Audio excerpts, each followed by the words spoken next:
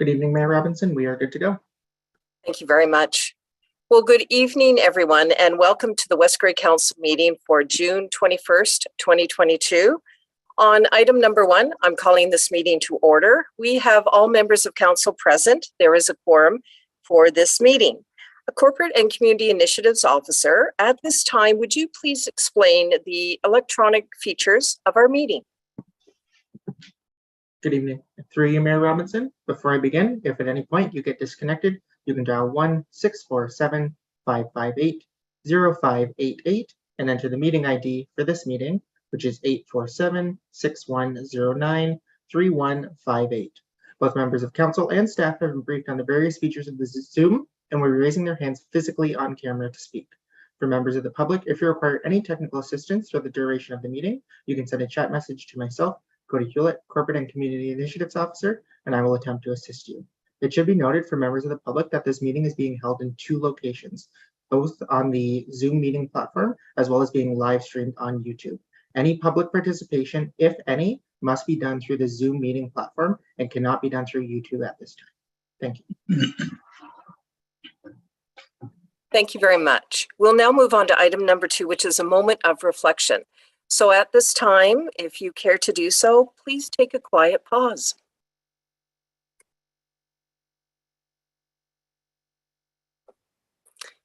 Thank you.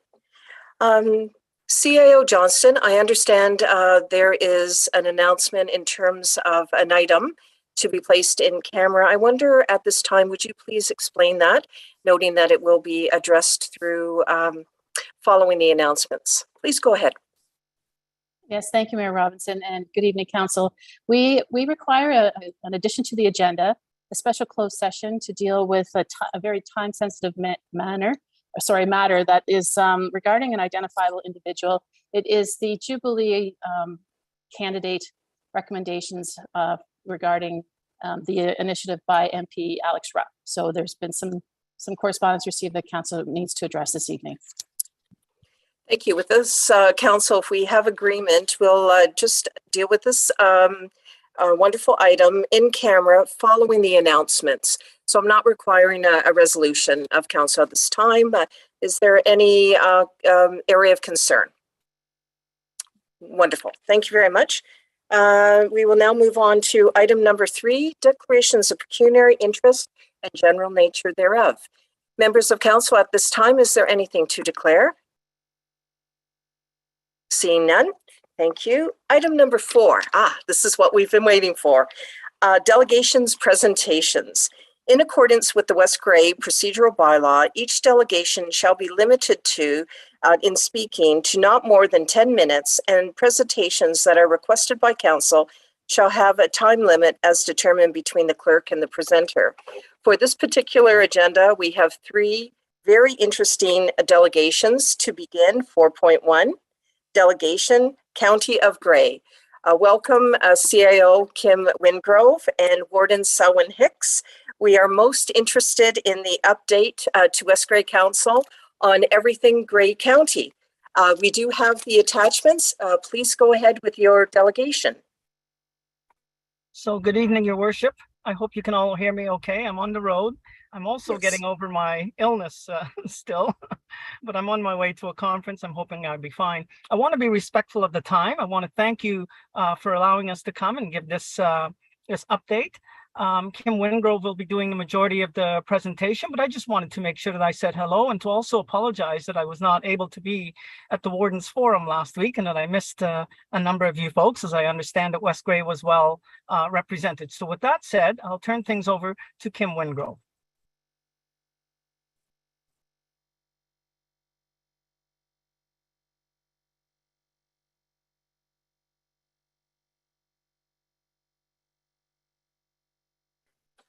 CAO Johnston, I wonder, I guess we're just having some audio difficulty. Perhaps you could just check your mute button, perhaps. I'm so sorry. Is that better? Yes, thank you very much. Okay. That was a lovely speech I just gave. So I'll start again. Good evening, you. and thank you for the opportunity to update you on the work happening in Grey County. Thank you also, special thank you to Mayor Robinson and Deputy Mayor Hutchison for the wonderful job that you do, both at Grey County Council's table and as a representative on some important boards and committees. Thank you for that. So moving on to the next slide. To begin this evening, a little bit of context. The past 2 years of the pandemic seem to have accelerated some of the trends that we were just starting to see in 2018, which is, I think, the last time we had one of these updates. So that first significant trend is population growth, primarily due to in-migration, and you can see that's happening consistently across the county. Next. Of also interest here, another contributor to that population growth is the conversion of formerly seasonal residences to permanent homes. So I think that's a really positive change for our communities, that these the folks who are now in our community full time and able to participate fully in the life of the community. Next slide. We anticipate that the trend to growth is going to continue into the foreseeable future. Planning applications and subdivision approvals in progress amount to nearly 9,000 new dwellings and over 21,000 new residents who would make Grey County their home. Of course, we can't know for sure exactly when all of this will take place, but it is on the books and actively happening, so we look forward to that. It has implications for service planning across the broader public sector, so we're making sure we take every opportunity to share information with our partners across the broader public sector so they can adjust their plans accordingly. Next slide. Beyond growth, there are some other positive trends that are impacting county services. The rise in the construction of purpose-built rental housing is something we haven't seen in the county for a very, very long time, and are really pleased to see those applications coming forward since housing is such a significant issue. We do think that this new activity is in part due to the fee reductions provided in the county's Community Improvement Plan program. West Grey is one of the 6 municipalities who've taken advantage of that $20,000 annual contribution provided by the county to create a community improvement plan program.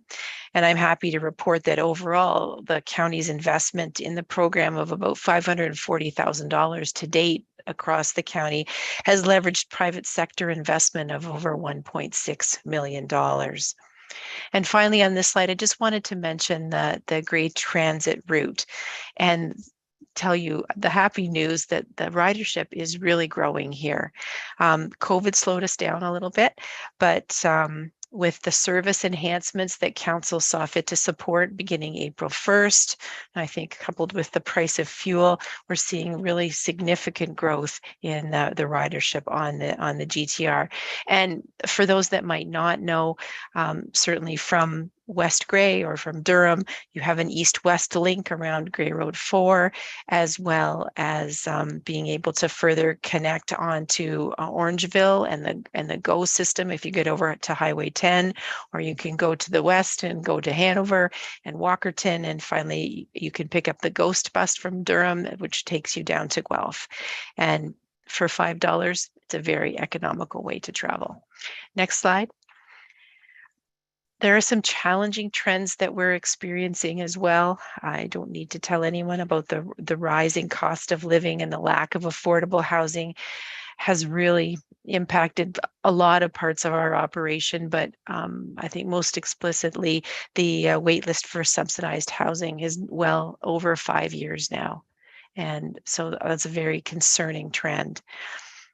We also see that the incidence of mental health and addictions issues, the long wait times for treatment, and the loss of life to overdose in our communities are tragedies. And the county's set up a mental health and addictions task force to look into this and see what opportunities there are for us to try and address this or facilitate new resources in our community. Licensed childcare is another issue that we track closely. They're licensed spaces, but we're short over 70 ECEs and other staff to allow those spaces to be filled. This has resulted in a wait list of now over 1,100 children across the county looking for spots. And that has an implication then for people's ability to participate in the labor force. Next slide. So while COVID was with us and we didn't get out and about as much as we would have wanted to, that didn't stop the work happening at the county. Council and staff have worked hard to deliver some important work that I believe will carry us forward into the future. There's a number of action plans and strategies listed here. One that I wanted to pay special attention to tonight was Council's understanding of the critical need for additional healthcare staff led them to make an investment of $1 million to support renovations at Georgian College that will enable a new 4-year Bachelor of Science in Nursing program to begin there this fall. As I say, it starts in September. The demand has been amazing. And in addition to people being able to start their educational pathway to becoming a registered nurse, this having this available to us in gray allows people who are already in the healthcare field and who would like to be able to upgrade their skills to be able to continue to work and upgrade their education at the same time. So I'm really looking forward to having this program up and running and all of the opportunities that it will offer those in the healthcare field in Grey County. Next slide.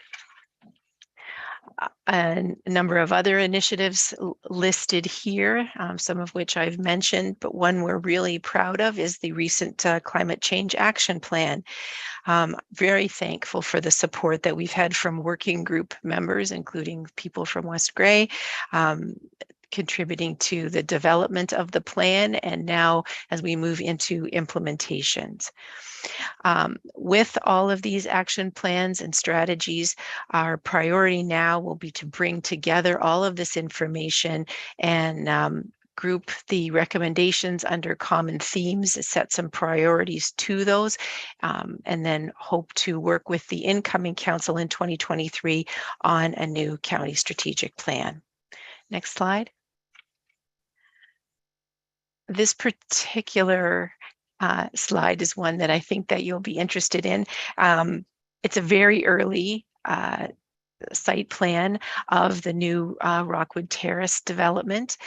You can see in this early drawing the extension of Rock Street and South Street and the new long-term care building there at that intersection. The main entrance to the long-term care is what you see on the right-hand side of your screen off of Rock Street.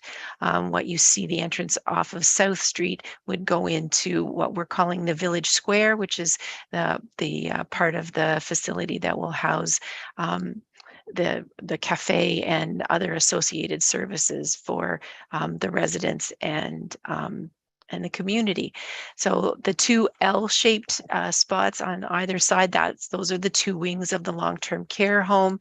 The assisted living is above that. And the planning, the work with the architects and landscape designers has been really moving along very nicely. And I do look forward to coming back to you in the fall with much more detailed information.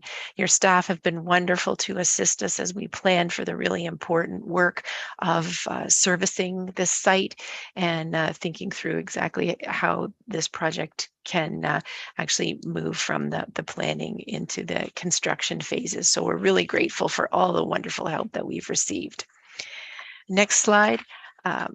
On the economic development front, I think it's fair to say that Grey County is bursting with entrepreneurial spirit. There are over 10,000 businesses in Grey County, and our economic development and tourism and culture teams are working with businesses across the sectors with our skilled trades representatives, with Georgian College, and with the high schools, really looking to ensure that we're developing the labor force that we need for the future, and that we're taking advantage of all the wonderful opportunities there are in new and emerging sectors, as well as supporting our traditional sectors like agriculture.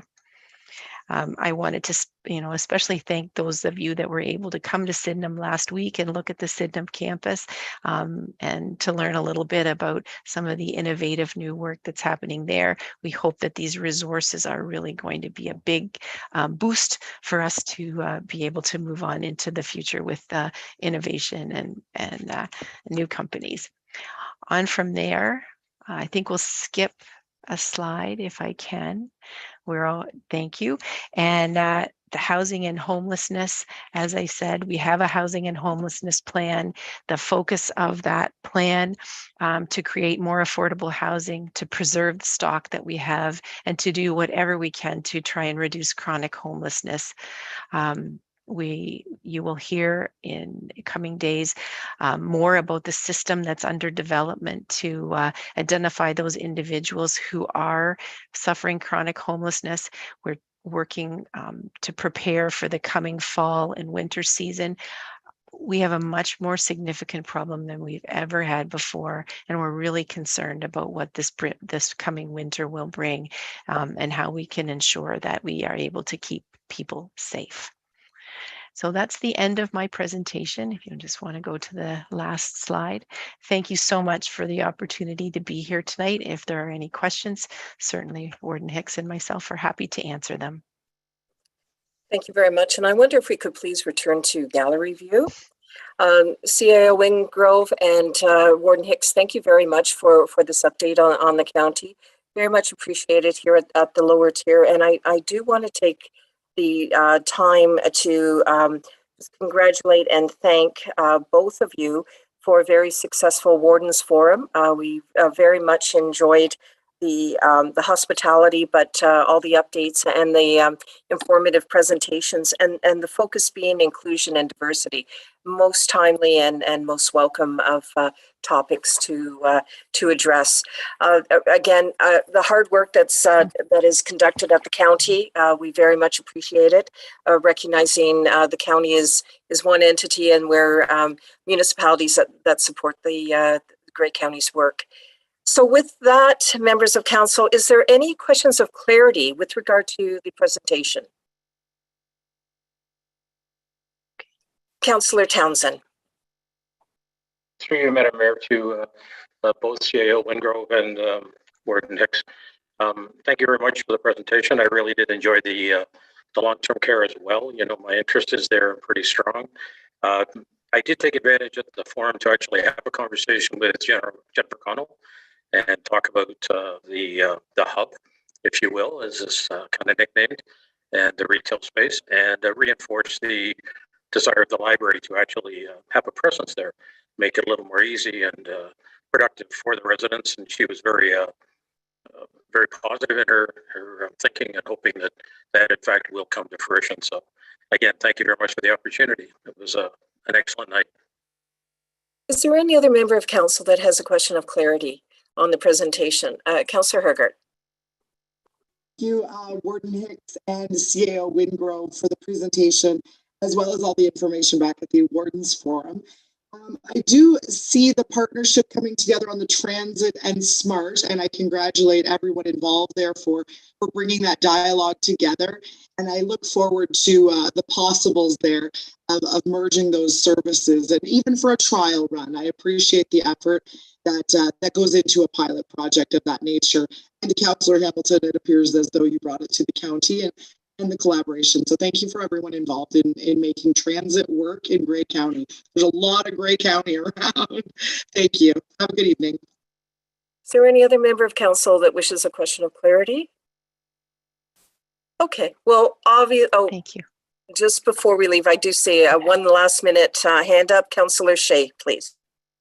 Thank you, Mayor Robinson. And thanks for the presentation. I did have a question, Ms. Wingrove, about, you said you were able to encourage rental building in a way that has been not seen in a long time in our area by reducing county fees. And I just wondered how severe the impact of the reduction of the fees was. Was that a real hard hit, or was that sort of like a no-brainer and in terms of the results that you were able to achieve?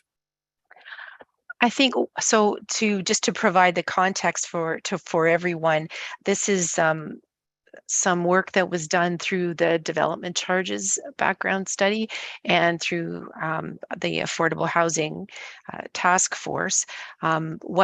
When we talked to the development community, when we asked why it was that we weren't seeing those rental projects coming forward, really in a time when there's a huge appetite and tremendous opportunity for builders to build, these kinds of rental projects have a much longer investment payback timeline than conventional housing. So in a world where you have a lot of choice as a builder, they tended towards that.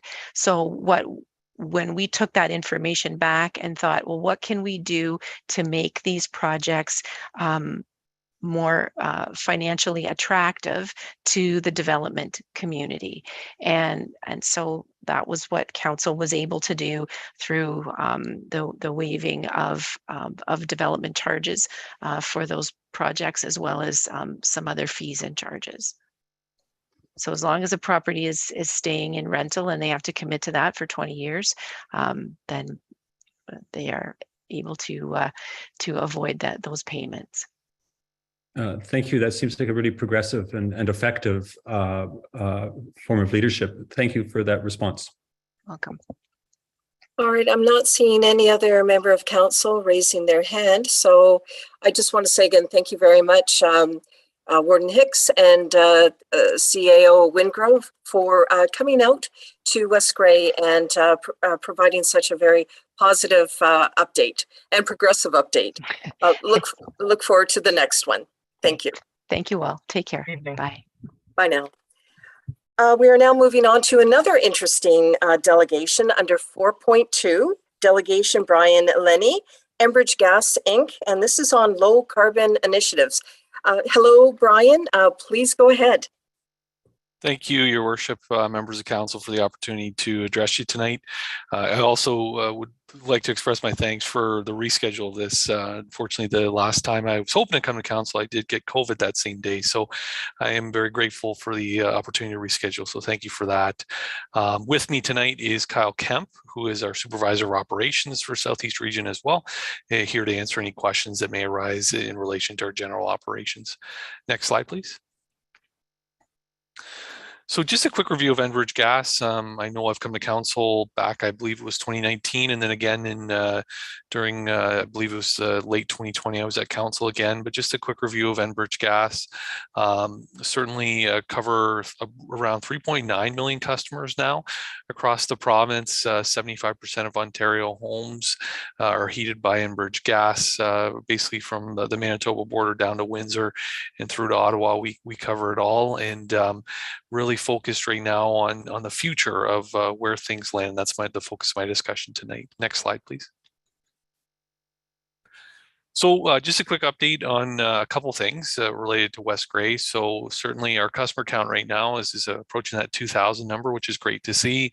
And then I think many may want to know where things stand with the Newstead project. So if you recall, the province did fund natural gas expansion in Newstead, a great news story. And I'm pleased to say that topographical and physical surveys of the area are going to start this summer.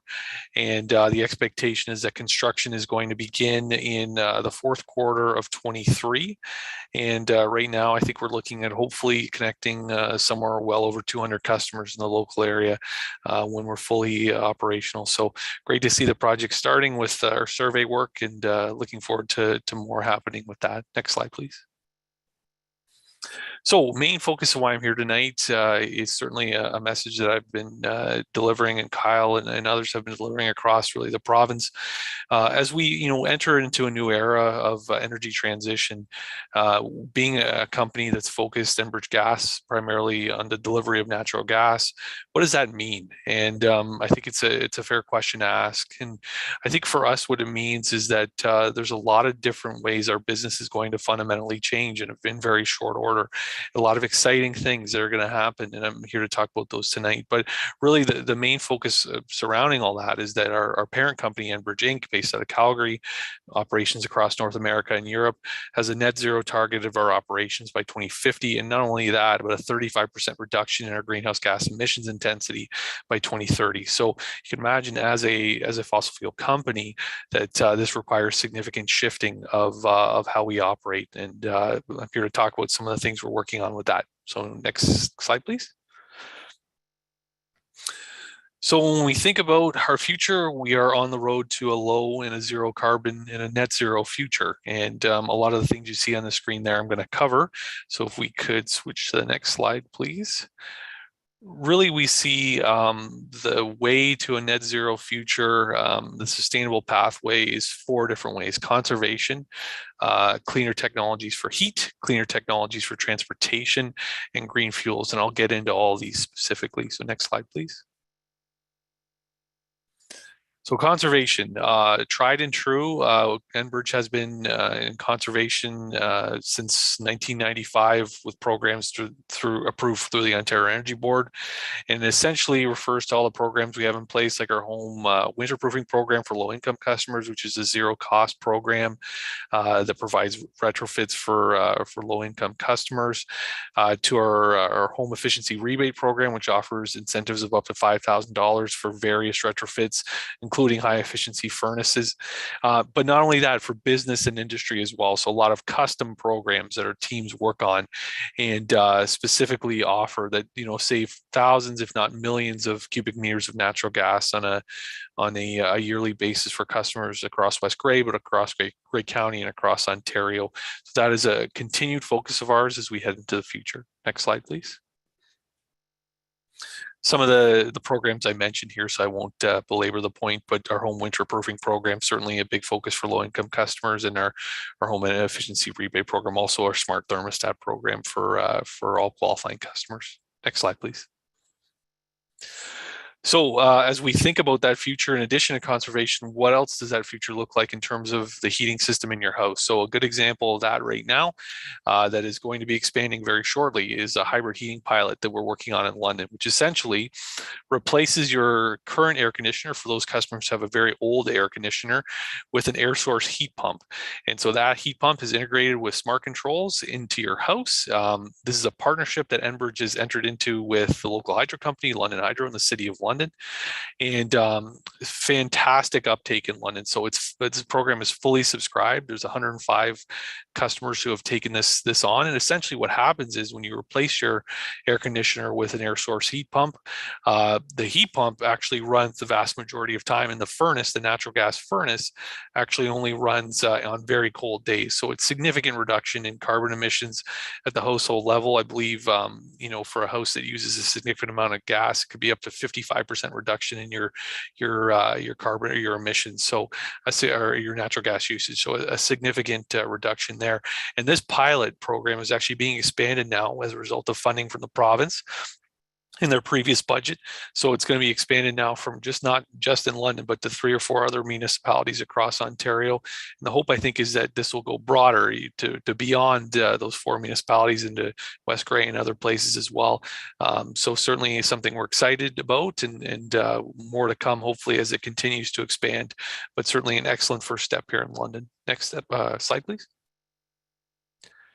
When we think about green technologies for transport, this is a big focus area. If we think about, a lot of focus out there on electrification, certainly for those vehicles that are smaller, that are transit fleets perhaps as well, electrification is certainly a good solution. What we're talking about here with CNG, compressed natural gas, is for those heavy duty and long haul transportation where electrification is perhaps long in the offing. And Enbridge Gas offers solutions solutions in the compressed natural gas space. A great example, City of Hamilton right now, 137 city buses with more to come that are on compressed natural gas. London and Toronto are now running refuse trucks on compressed natural gas, and we've got fueling stations along the 401. But as you can see, what it results as soon as you switch from diesel to CNG, about 40% lower fuel costs, but 95% fewer tailpipe emissions, and it's about 22 to 25% lower CO2 emissions right off the bat. So certainly a big focus area for us. Next slide, please.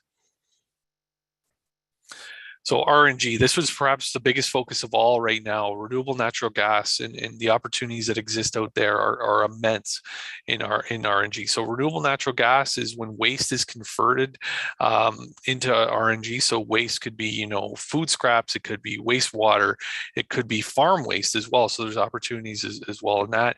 It's converted into RNG and injected into the natural gas network. So essentially displaces conventional natural gas from Western Canada or other places, and is kind of like a local source of RNG. Some estimates believe that if you know, fully built out, about 30 to 40% of all natural gas in the future that comes to your doorstep may be renewable natural gas if it's fully built out. And we are advancing significant projects across the province. So one recently announced was in the Niagara region, the largest RNG facility in Ontario. And we just also announced another one in the municipality of Chatham-Kent that will displace enough carbon emissions, the equivalent of 40% of Chatham-Kent homes. So a significant effort there, and you'll see a lot more on this soon. And there's opportunities as well, the West Grey community and elsewhere, for large farming operations, particularly dairy and others that produce a lot of farm waste that perhaps you know, develop RNG systems that Enbridge could be speaking further with them about. So opportunities really exist all across the way for that. Next slide, please. Further to RNG, we offer what's called the opt-up program, which is Enbridge Gas customers can essentially opt up, which is $2 a month to contribute to their bill as a way to help offset the increased cost to acquire RNG. So if customers are interested in signing up to help us source more RNG, they can sign up at enbridgegas.com. Next slide, please. And now what we're seeing is, when we talk about the compressed natural gas for transit, what we're seeing now is actually municipal fleets, but also fleets, private fleets all across the province who are converting to CNG, excuse me, into a blend of RNG. So they're actually blending renewable natural gas into their compressed natural gas. And a perfect example here in Hamilton, Ontario's first carbon negative bus. So this is a bus that is fueled by RNG from a facility in London. And it essentially diverts 450 tons of organic waste from the landfill.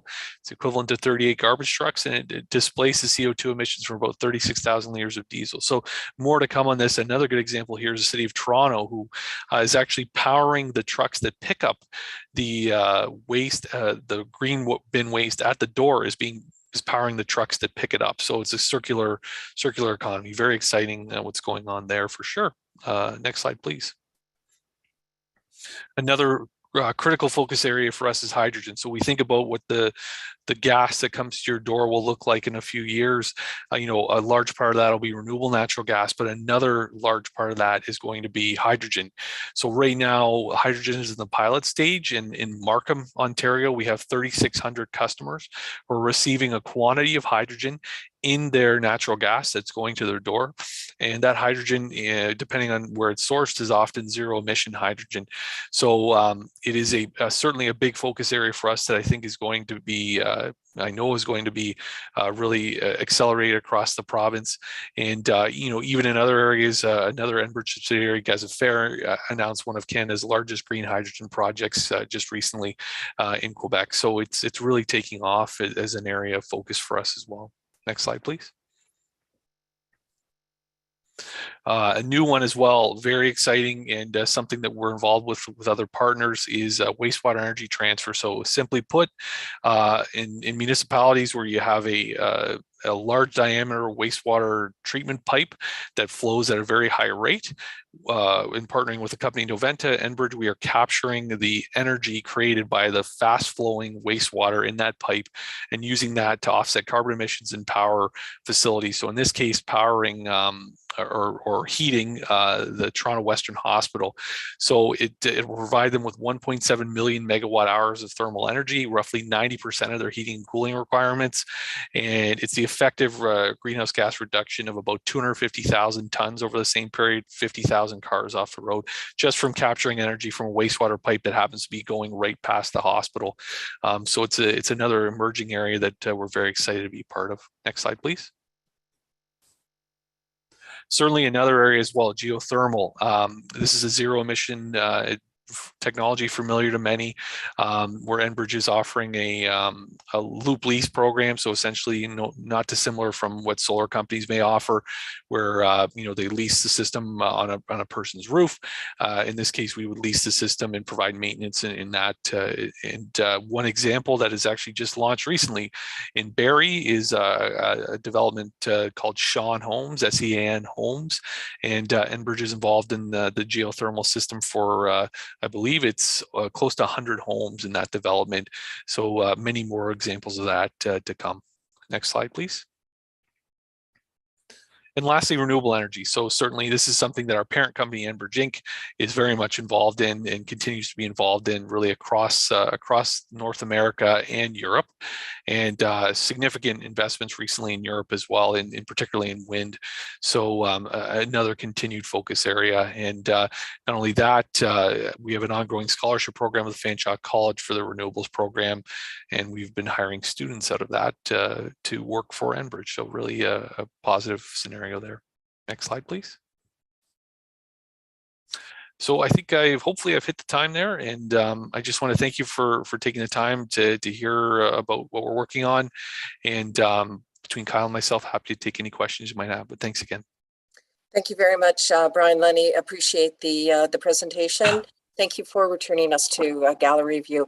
I just want to extend a great thank you. We do appreciate when Enbridge comes forward to meet as a delegation before West Grey Council to provide any updates you have on your exciting initiatives, and really the low carbon initiatives, the RNG, and certainly the update on the fourth quarter 2023 construction of the extension of natural gas into Newstat.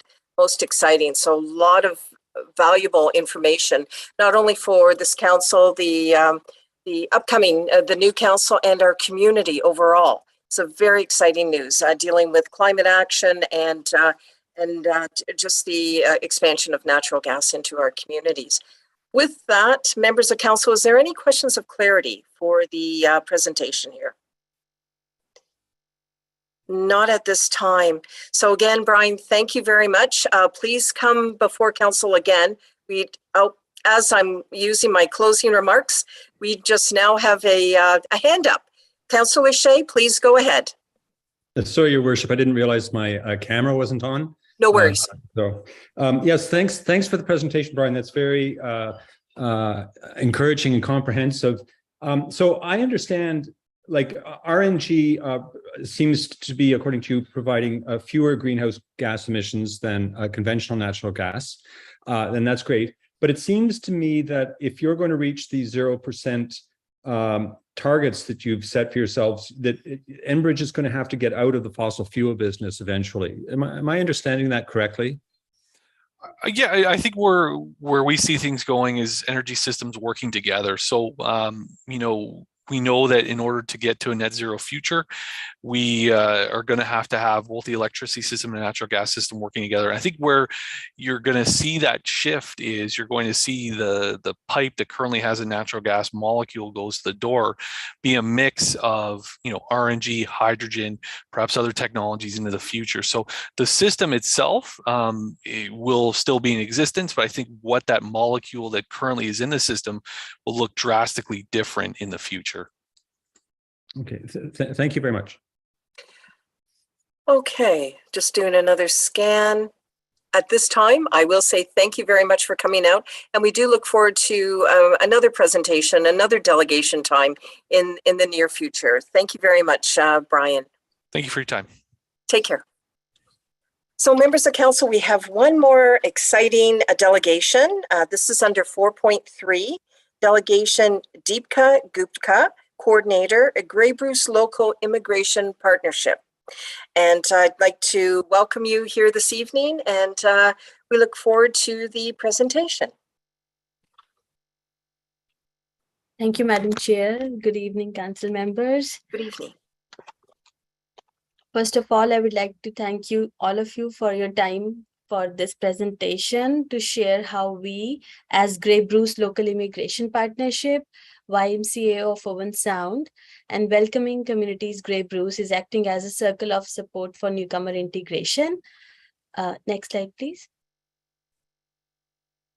So how Grey Bruce Local, I'll start with GB LIP, as we are the IRCC sponsored, and they cover our program delivery as well as 2 staff position, myself as the coordinator, and Kime Ip, who has recently joined us last week as the outreach specialist. Next slide, please. So as I said, that we are IRCC funded, and it is basically that we are being supported by Bruce County Economic Development Team and Grey County Economic Development Team. From Bruce County, we have Pierre Valley and Manpreet Kaur Sangha. And from Grey County, we have Jacinda Rudolph supervising our work in the outlined in our objectives and strategies. So in 2020, we got the funding to start this local immigration out. In Canada, we have 81 local immigration partnerships, and in Ontario, we have 37. And we are one of the newest LIP in the LIP world. So what we do, we are trying to bring together all stakeholders who are invested in newcomer integration. We are trying to build that partnership and planning to support the unique needs of newcomer in the region. So we developed our strategy in 2021, and on that we identified 4 pillars where we need to focus our energies and work to invest our time and resources for building the capacity. We are trying to engage all municipalities across Grey and Bruce to include the welcoming community characteristics outlined in the agendas. And then we have strength. The second one is the strength to strengthen the community. We are trying to educate our stakeholder to engage in community events and to acknowledge the strength of diversity. We are trying to cultivate prosperity by initiating a region-wide mentorship program where the residents would help the newcomer in the area in their employment journey. And then we are trying to also foster inclusion by strengthening and developing and supporting anti-racism and anti-discrimination work in the region and acknowledging multiculturalism. Next slide, please. So just to give you the overview of GB LIP, we have a larger partner council member where we have 57 stakeholders at the moment from all sectors, including health, transport, education, and all municipalities are being represented there as well. And the partner council, they meet quarterly, and we have 3 subcommittees working on the specific issues we are trying to address on employment subcommittee, where they're trying to increase their visibility and minimizing their challenges and retaining and hiring newcomer in the regions. We have done the employer roundtable recently in April, and we're trying to have that in a series, like to continue that discussion going on. And then we have community subcommittee, wherein we are ready today. By evening, we got the final draft of the resource package, which we will be sending you all shortly, so you can customize it according to your services availability in your municipality. It has everything what a newcomer should know when they reach or they visit even in any new municipality, I would say. And then we have Belong subcommittee, which is working toward acknowledging and again celebrating diversity here. And we have today decided to have that multicultural, not multicultural, I would say that one culture has come up to celebrate that in August, and they have finalized the date of 13th of August for having that Hindu Culture Open Forum in Kincardine. They have decided the venue too. We'll be sending that details shortly to all of you. And that's pretty much it from GBLab side. So we are the indirect service provider, support provider to all the community partners working toward a more welcoming and inclusive grain brews. So we have Suneet Kukreja from YMCA of Owen Sound for direct services they are providing to newcomers. Over to you, Suneet. Thank you. Good evening, Madam Mayor and council members. And again, thank you for giving us the opportunity here to talk about our services. My name is Suneet Kukreja, and I am the program coordinator for the Grey Bruce Settlement and Language Services. Could I have the next slide, please? So we are the Grey Bruce Settlement and Language Services in collaboration with YMCA of Owen Sound Grey Bruce. It is an organization that is funded by the Ministry of Immigration, Refugee Citizenship, Canada. Next slide, please. So what we here in the settlement services do is we try to help newcomers who immigrate to Canada, trying to make Canada their home, and especially immigrating to Grey and the Bruce counties. So it's newcomers come to a different country either by choice or driven by adverse or crisis circumstances, just like the Ukraine war or the situation in Afghanistan. So we at the YMCA, we empower them, recognize their skills, try and connect them to the resources in the community so that they can settle down and integrate and start their life all again. Next slide, please. We do offer a large amount of services. I cannot sum up all of them in the given short span of time, but just to highlight the main services is some of the main services that we provide is in terms of employment. We have an awesome project known as the Workplace Language Project. In this, we do provide support in terms of translation, interpretation, orientation of documents, and even a staff shadows an employee at the employer workplace so that it is easy transition. We offer language classes. If language is a barrier, they are all remote. We are a mobile delivery. So we do have the ability to go all across the Grey and Bruce areas. As we all know, because of the diverse geographical location, transportation is a barrier. So in order to cut that barrier, we are mobile. We also have Swiss services, which is the settlement services in schools. The main focus of these services is to help newcomer children settle and integrate into the school system, into the health system, and if comes summer, into camps and all the other various activities that they need. So these are some of the services that we do provide. Next slide, please.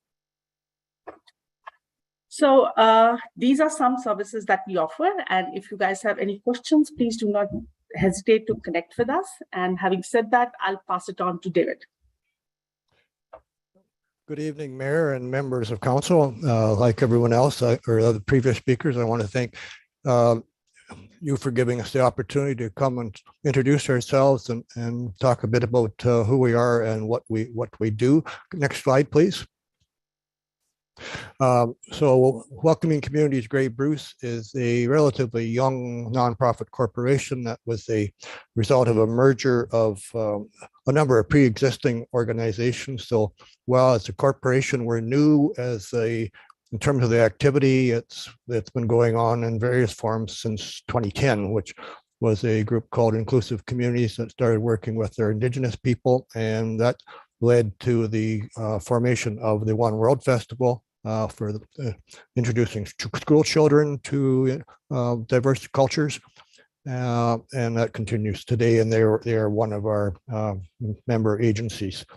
Our overall goal is to help this area become more inclusive and welcoming, regardless of where people have come from, what language they speak, what their religion, or any other of the historical factors that have resulted in their discrimination, whether they have come here from another country or whether they were born here. Our goal is to make sure everyone feels welcome and appreciated and able to fully participate in the many benefits that this area has to offer. Next slide, please. So we are another indirect service. We in a variety of ways that we assist other people who are working to help the immigrants, refugees, or other people who come to this area by whatever means to settle here successfully. Over the years, we've conducted or had support, government support from both provincial and federal level to conduct a number of research projects to what is needed, particularly from the newcomer perspective and from the perspective of people who serve them. We also are taking that information and using it now to help people who are doing those same sorts of things. Now, for example, right now we're all three of us organizations are very busy helping people who are interested in hosting a family from Ukraine. And I myself met with the group that's organizing in Durham at their initial meeting. We engaged in community members to raise awareness of the barriers and to help them recognize and address them. And in that case, I remember West Grey as being one of the first municipalities to pass an anti-racism motion. And so that's another initiative that, again, ourselves and GB LIP have, is to work with municipalities to build on that and developing an equity, diversity, inclusion policy. And over the years, and we continue to collaborate with, in terms of our research projects and our other activities, with a wide range of organizations, individuals, business, and governments. I don't have time to list them all off, but certainly the two counties, YMCA and the United Way of Grey Bruce are certainly the key ones that we've worked with. So I think that I will leave it at that and turn it back to Deepika to kind of give an overview as how all three of us fit together, because you can gather that there's a lot of commonality in what we're attempting to do. Thank you, David. Next slide, please. The next. Thank you. So just to sum up and put our work in context on what we were talking about our services, just see this case scenario on how you as member of municipality can connect with. If a group of people in your communities has decided to support newcomer or Ukrainian families here, to whom of us you shall reach. Like Grey Bruce Local Immigration Partnership can provide you indirect support on getting the resources, on getting the information to you, what funding sources are there available. And then we are also trying to connect with the organization who can support the Ukrainian families, providing the indirect support. And the YMCA would provide the direct support in helping those family in need for the language services and all those basic necessities. And then welcoming communities, bridging that gap of creating that community awareness and addressing that gap. That's all from our side, and we are happy to answer any questions. Thank you. Thank you very much. Yes. Oh. Just to mention that next slide has our contact information. If any of you would like to connect, we are happy to connect as well and answer any question. Well, thank you very much. And I do want to say we have the presentation within the agenda, so it's not only available to council, but to the community at large. I do want to say thank you, Deepika, Saneet, and David, for what I would characterize as a most inspiring presentation. There's a lot of information here and a lot of outreach that really is focused on inclusion and diversity, and also opportunities within Grey County to engage and connect and to feel most welcome. And I think you've succeeded in that, and the communication out to this council to provide that information, I think it is most valuable. I'm wondering if we could please return, thank you so much, to gallery view. Wondering, members of council, if there's any questions of clarity with regard to the delegation. Councillor Hamilton, please. Thank you, Mayor Robinson, and thank you to our delegates. That was very interesting. I learned a lot tonight from your information, and we'll keep that all tucked away for when it would be handy. I was just wondering about all the partnerships that you have across the community, and if you could speak to perhaps any partnerships or programs you have with our libraries and our communities. Just curious about that. Thank you very much. Thank you to you, Madam Chair. That's a very good question, as well as work which we shall work on too. And it's definitely on our radar to have libraries across municipality to have on board.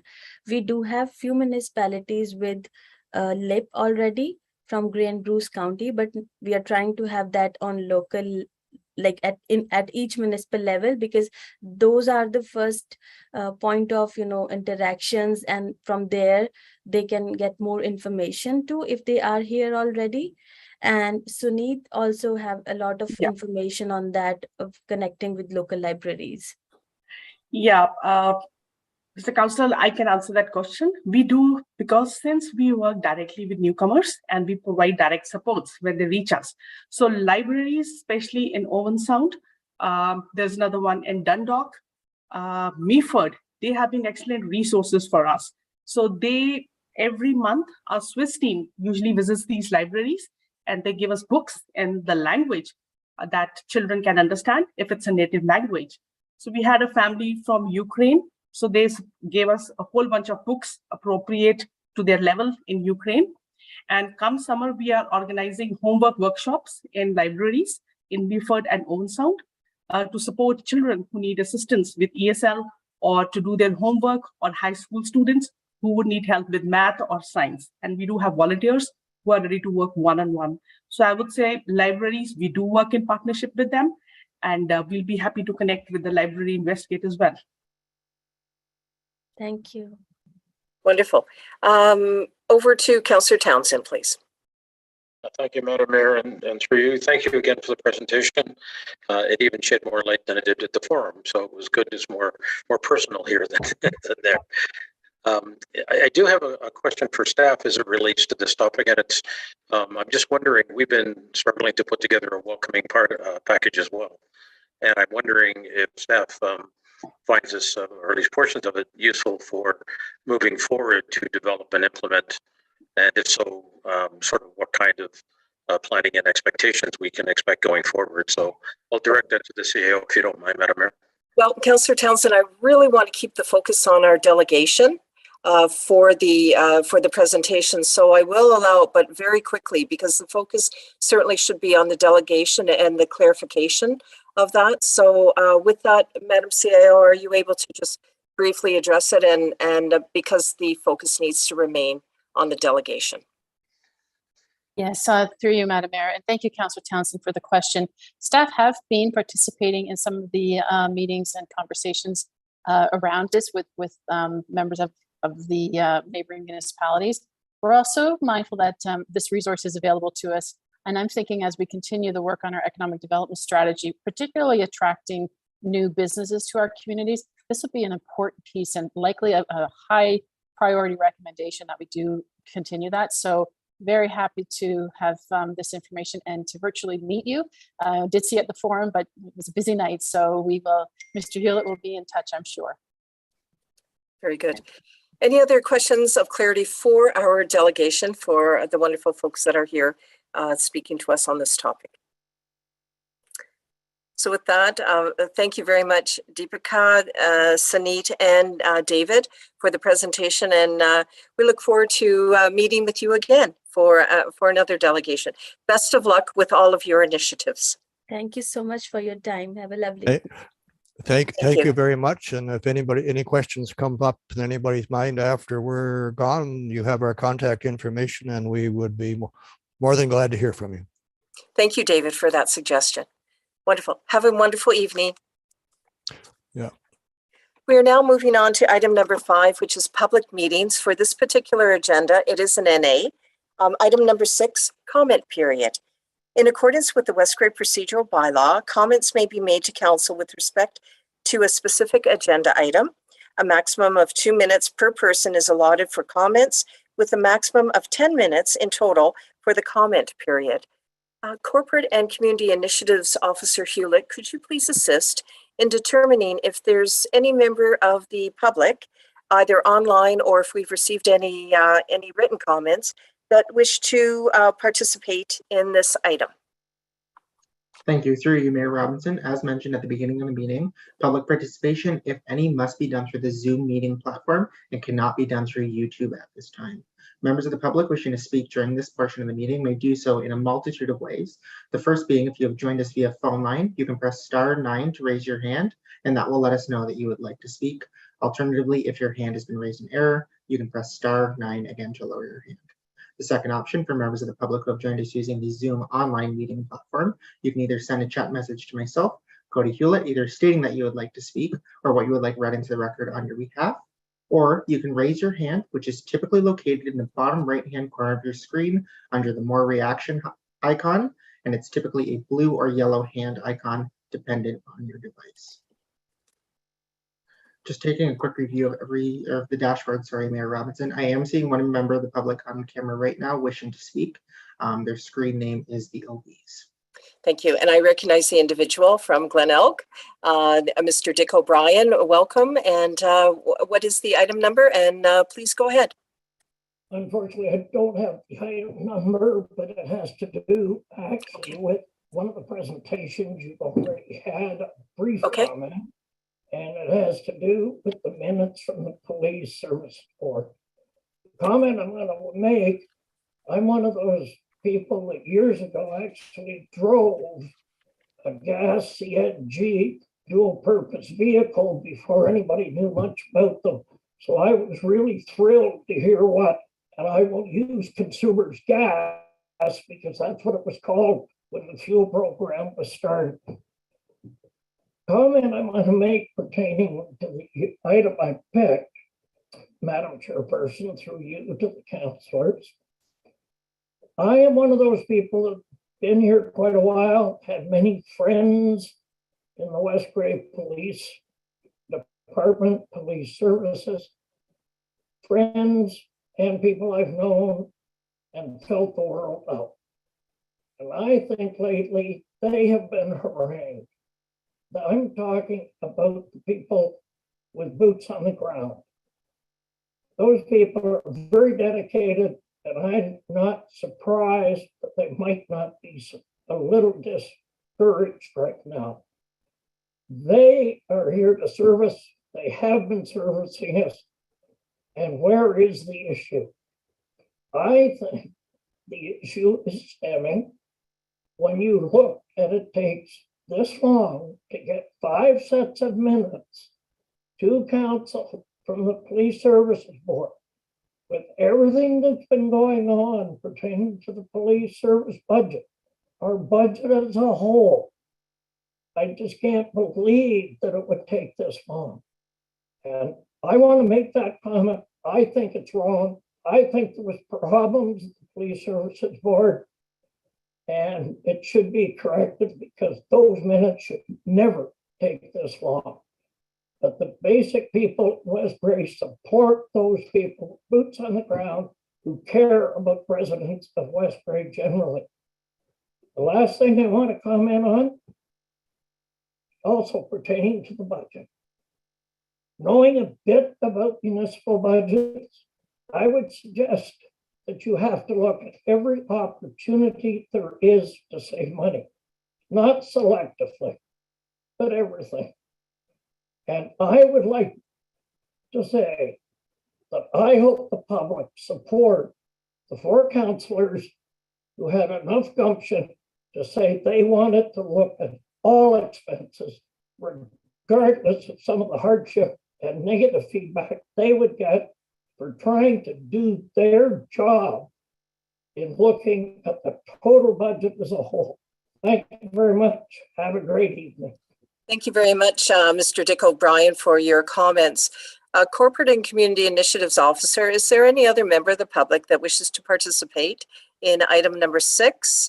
And I would also ask Mr. O'Brien if you could please take your electronic hand down.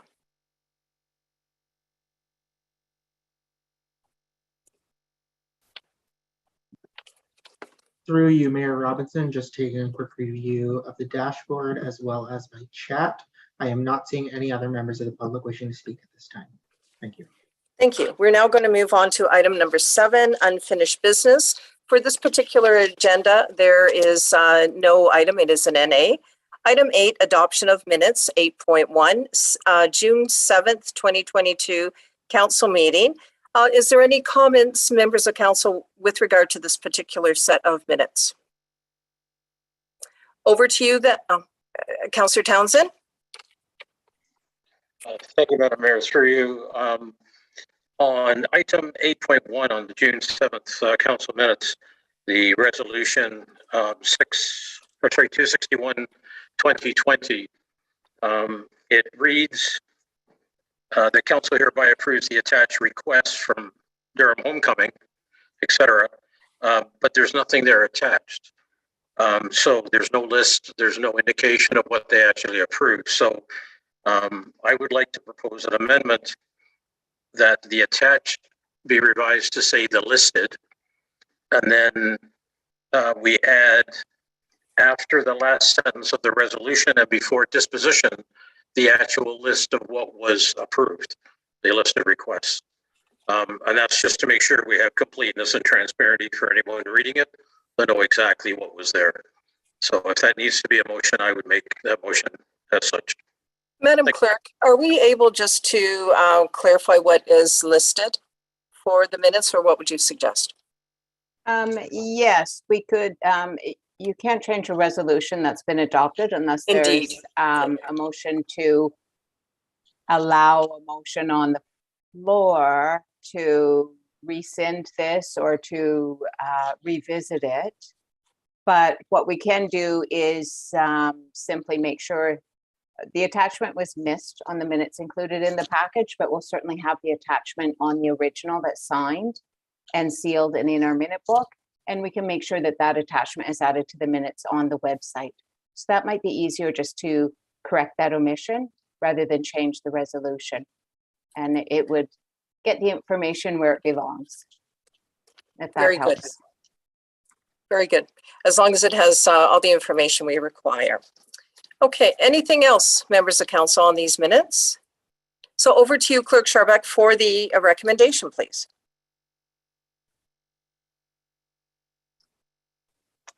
Through Mayor, the recommendation is that the minutes of the regular council meeting of June 7th are hereby approved. I'll say as amended.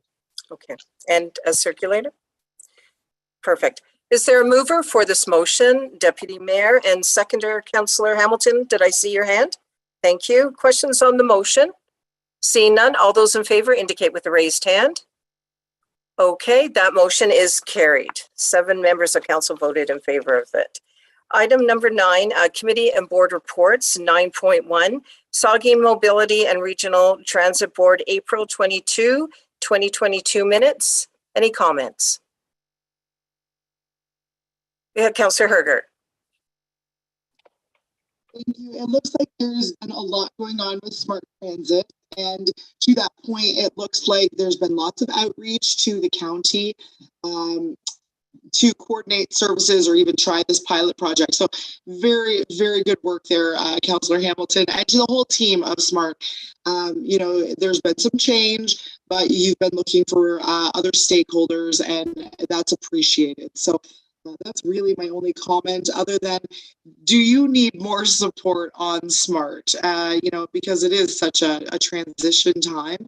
Do you feel that everything's going to be okay, and do we need any resources?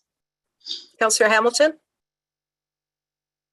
Thank you, Mayor Robinson, and through you to Councillor Hergert. Thank you for those kind words. I'm feeling well supported by council to do my job representing you at Smart, and I feel well supported at the board as well. And we're making good progress in hiring a new operations manager. And I hope to have news soon. And certainly that will be shared with all our municipal partners. Yeah, a really good team effort over there and great collaboration with Grey County, who we have a very good, healthy relationship. So thanks for that, Councillor Hurt. I appreciate the encouragement. It has been a very busy time. Thank you. Anything further on item number 9.1? Then 9.2, Saugeen Municipal Airport Commission, April 30th, 2022 minutes. Any questions or comments? 9.3, New Step Parks Recreation Culture Committee, May 18th, 2022 minutes. Councillor Hergert. I do have a question regarding notice of that meeting. It appears as though it was not a meeting because the notice time given did not coincide with the Municipal Act. I'm curious, I have a Ayton Recreation Committee meeting tomorrow night that I do not see posted on the calendar, the municipal calendar.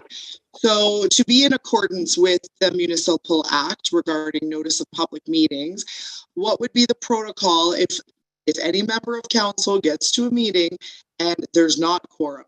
We don't have a meeting, there's no minutes. If the clerk could speak to that just for added clarity for any chairs or members of council, that would be helpful. Clerk Scharbeck, please. Sure, we'll just check on your agenda for tomorrow night, Councillor Hergert. I don't recall. I don't recall seeing that or requesting that it be posted on the agenda, so I can check into that, and we can definitely get it posted. If there's not a quorum, then there's no meeting. If there is a quorum, then that is a meeting. If there's a quorum and council or the committee is discussing any business of the municipality or any items that could lead to decisions about business of the municipality, then it is a meeting. So the appropriate notice has to be given and minutes have to be taken. Not sure if that helps. Did that help, Councillor? It does a bit. So I had sent that email June 13th for the Ayton Rec minutes and the agenda for the 22nd. Also, I was curious, could you, clerk, just advise the timeline under the Municipal Act in which agenda should be posted and any minutes, how long until minutes afterwards? Clerk Scharbeck. The Municipal Act does not provide that. It provides that there should be notice provisions. It's our procedural bylaw that says the 48 hours notice period. So we could probably get that agenda posted tonight. It would not be the full 48 hours, but if something was missed, we could certainly get caught up with that. And then moving forward, have things on in a more timely manner. Okay, thank you. Anything further on this set of minutes? Then over to 9.4, West Grey Public Library Board, May 11th, 2022. And I do have a question of clarity, if I might, actually for Councillor Townsend. On page 1 of the minutes, which is on page 66 of our agenda, you're listed as absent. And then on the following page, page 2 of the minutes, but page 67 of the agenda, it is saying through the chair, Councillor Townsend asked for an update on the library's participation of the Durham Homecoming. Just for clarity of the minutes, were you in attendance or not? Madam Mayor, I was not in attendance. Okay, I wonder if you would be so kind as to take that back to the Public Library Board, just as awareness on those minutes. It's the same thing, and I will do such. Thank you. Now we're going, anything further on the minutes? All right. The next set of minutes, 9.5, West Grey Police Services Board, February 28, 2022.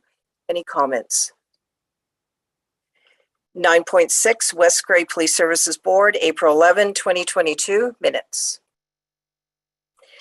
9.7, West Grey Police Services Board, April 25th, 2022, minutes. 9.8 West Grey Police Services Board, May 5th, 2022 minutes. And 9.9 West Grey Police Services Board, May 19, 2022 minutes. Clerk Scharbeck, if you'd be so kind as to read the recommendation before council. Oh, before we do, pardon me, Clerk Scharbeck. Councillor Hutchinson, I see your hand. Yeah, just a question to go back to the Newstead Recreation Committee minutes. Newstead, okay.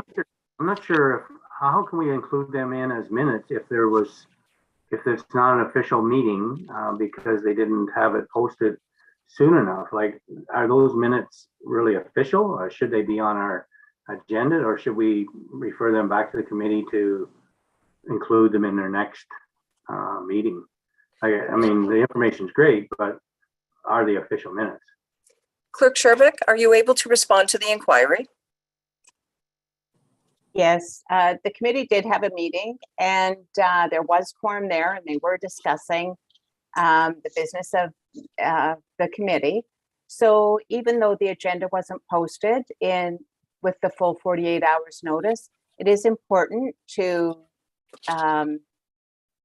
take minutes of that meeting. It was a meeting with a quorum.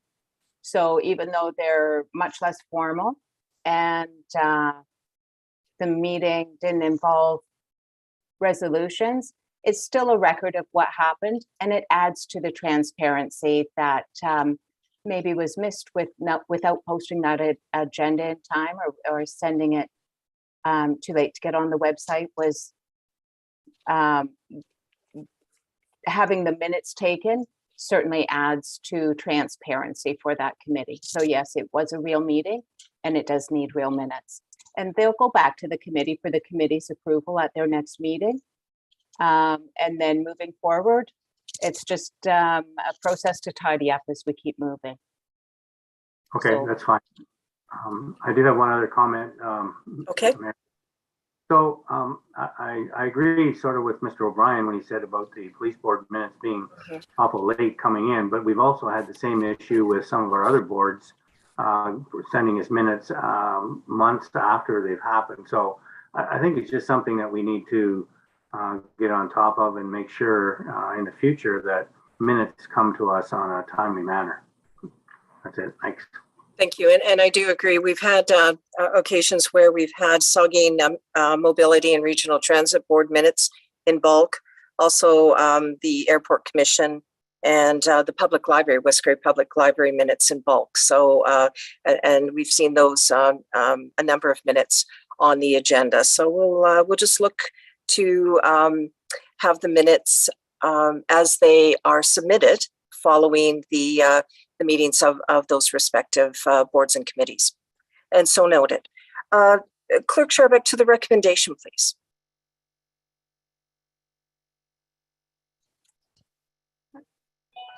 Hi. Yes, through you, Mayor Robinson. The recommendation is that the minutes of committees and boards are hereby received. Would there be a mover for this motion? Councillor Townsend, seconded by Councillor Shea. Questions on the motion? All those in favor then indicate with a raised hand. 7 members of council voted in favor of the motion. The motion is carried. Item number 10, correspondence. 10.1, items requiring action. There is one particular item. 10.1.1, Jessica Farquharson, request for declaration of municipal significance. This is on page 84 of your agenda. What direction does council wish to take with this? Deputy Mayor. Thank you, Mayor Robinson. I'd like to put a motion forward that council approves this request for declaring this particular event as a municipal significant event. Thank you. Okay, so you are the mover of the motion. We will just wait for Clerk Scharbeck to read back the motion, and then I will look for a seconder. Councillor Hutchinson. Okay, thank you. We'll just wait for that process to take place, and then I will call upon you. Thank you.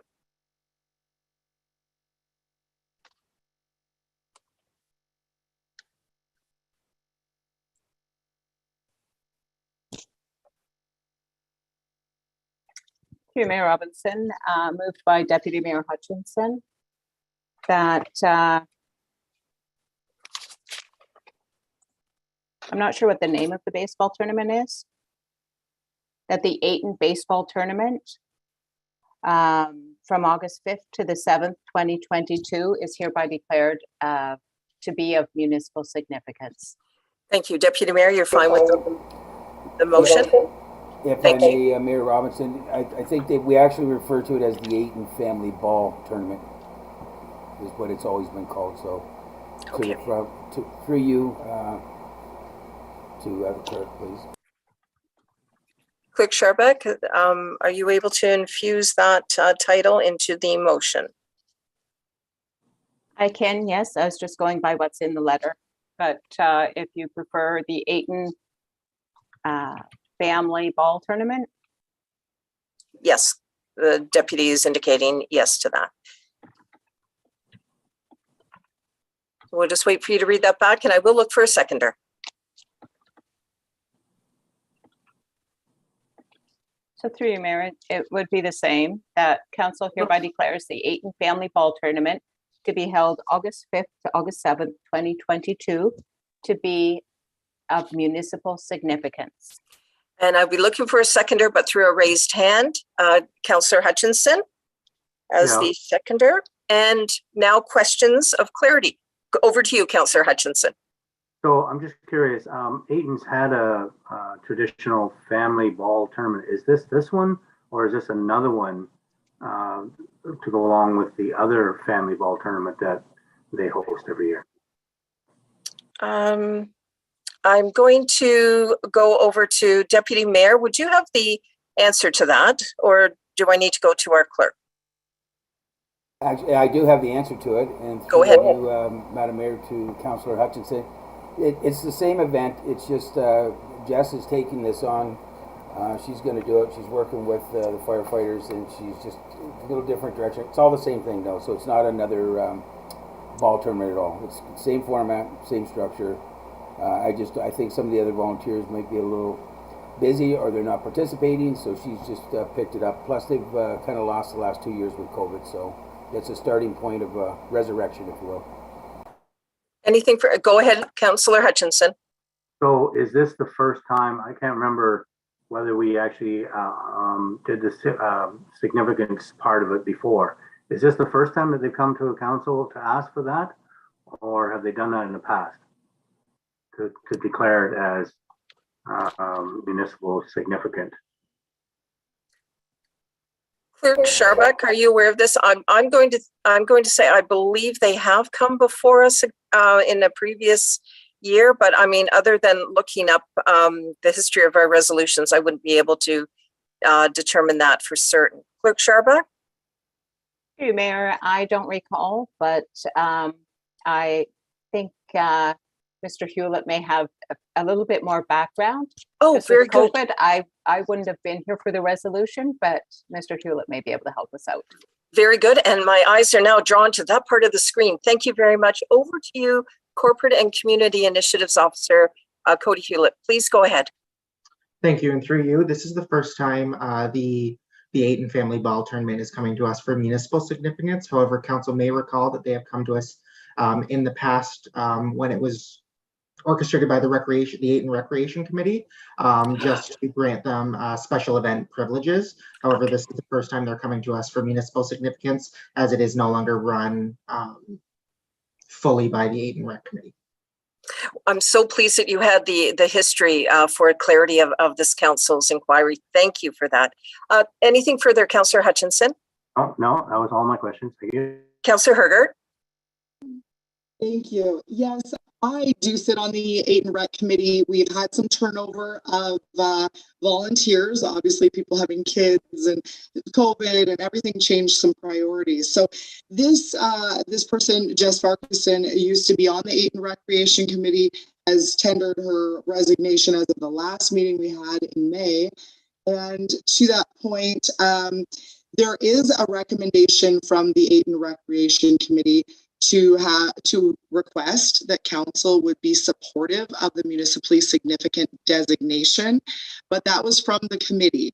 So this is a second request since, well, there was a May meeting of Ayton Recreation where there was a supportive resolution, but now this request is saying that Jess Farquharson would like to host this event. And I'm trying to see how in the past, we most certainly had alcohol at this event. And so part of the liquor licensing would be to have had municipally significant designation to obtain a certain type of licensing before. I also understand that in about February of 2020, those licensing restrictions had changed through the Alcohol and Gaming Commission, and that municipally significant was no longer a requirement of getting that license. So to that point, the Ayton Recreation Committee in May did not have any discussion about the second part of this request from Jess Farquharson about how to distribute money that would be raised. I do have some concerns about that because the fundraising part of the Ayton Rec group over the last several years had been for the focus of having an accessible playground. So now we're seeing a shift from one former member of the committee to directing where the funds go. And so I bring that to council as, awareness. We started off with a project headed one direction. There's been a zig and a zag, and obviously COVID changed things too. The municipality was able to upgrade the playground over there. So is the need still there? There's a lot of discussions around the entire committee, what council would like the committee to be doing. This is a typical activity in Ayton annually. This is the 35th anniversary of this ball tournament. However, the host would be different than previous years. So previous years, it was the committee, Ayton Recreation Committee. And this year we're being asked by a single member of the public, Jess Farquharson, to put on this event. So with those considerations, I conclude my remarks. Thank you. Any other comments with regard to the motion at hand? Seeing none, all those in favor indicate with a raised hand. 5. Those opposed? 2. 5 members of council voted in favor of the motion. 2 members of council voted in opposition. The motion is carried. We are now moving on to item 10.2, items for information. 10.2.1, Shannon Stubbs, MP, Damien Couric, MP, and Jacques Gourde, MP, federal funding for rural municipalities. Is there anything with regard to this motion? 10.2.2 then. Councillor Townsend, is this on 10.2.1? Yes, it is. Thank you, Madam Mayor. Yep. Yeah, I'd like us to respond to the request and share our top 3, if you will, and also agree to meet. I think if that's an opportunity that you have a discussion to perhaps get some movement on some of the things that are important to the rural community, and specifically Grey County, Bruce County, or West Grey specifically, because I do believe we have them. I think we have challenges in the agricultural because of the way the tariffs work. The trade deals seem to take some of the productivity away. We get into the funding formulas that either come from province or federal. Normally, if you get it through the province, and there's a partnership at federal, some are direct, but the way they work, they're not guaranteed. They're potentially limited because of size or lack of understanding or whatever the reasons are. It's those kind of things that I think we need to get as much traction as we can on those. So I'd like to see us do that. I'm not sure they didn't really give a window for that, but I think council should sit down and actually have that discussion. We can do it tonight, or we can do it another point if people haven't had the time to come together with what those are at this point, but I'd leave it to council to decide if in fact they're prepared to discuss it tonight or at another time. Well, I think what we can do is put this for a new business through a notice of motion on what could effectively be the next council meeting. So that would give council time to prepare, as well as the public would have an opportunity to understand that there is some action being contemplated with regard to this information item. So look forward to that being put forward. We'll do that, Madam Mayor. Thank you. You're quite welcome. 10.2.2, this is Soggy Mobility and Regional Transit Board 2021 Annual Report. Is anything further on this? I do want to say thank you very much, and I extend that through Councillor Hamilton to the board. 10.2.3 then, Lands, Forest and Consulting, Notice of Lease Termination. So that is information before us. That's on page 90 of this agenda. So that is information at this time. Councillor Hamilton. Thank you, Mayor Robinson. Just a point of clarification. I'm not familiar with the lease agreement on said property. I don't know if members are, but if I could just seek some clarity, if a member of staff or perhaps yourself, Mayor, could shed some light on that letter. Thank you. Certainly. Let's see. CAO Johnson, would you like to respond to the inquiry? Through you, Mayor Robinson. Thank you, Councillor Hamilton. I also had questions about this because it's a long-standing lease, and I know our Director of Finance is joining us this evening. So I believe Carrie would have the most knowledge and probably can shed some information for all of us. So over to you, Madam Mayor, to delegate if you like. Wonderful. And I think that's a great suggestion then. Director of Finance and Treasurer, Director Mighton, please provide us with some insight. Sure. Thank you. Through you, Madam Mayor. Yes, it has been a long-standing lease with Lands and Forest Consulting. I'm not sure of the entire breadth of their business, but they do for managed forest plans. They do some of that for individuals, but they are a private firm.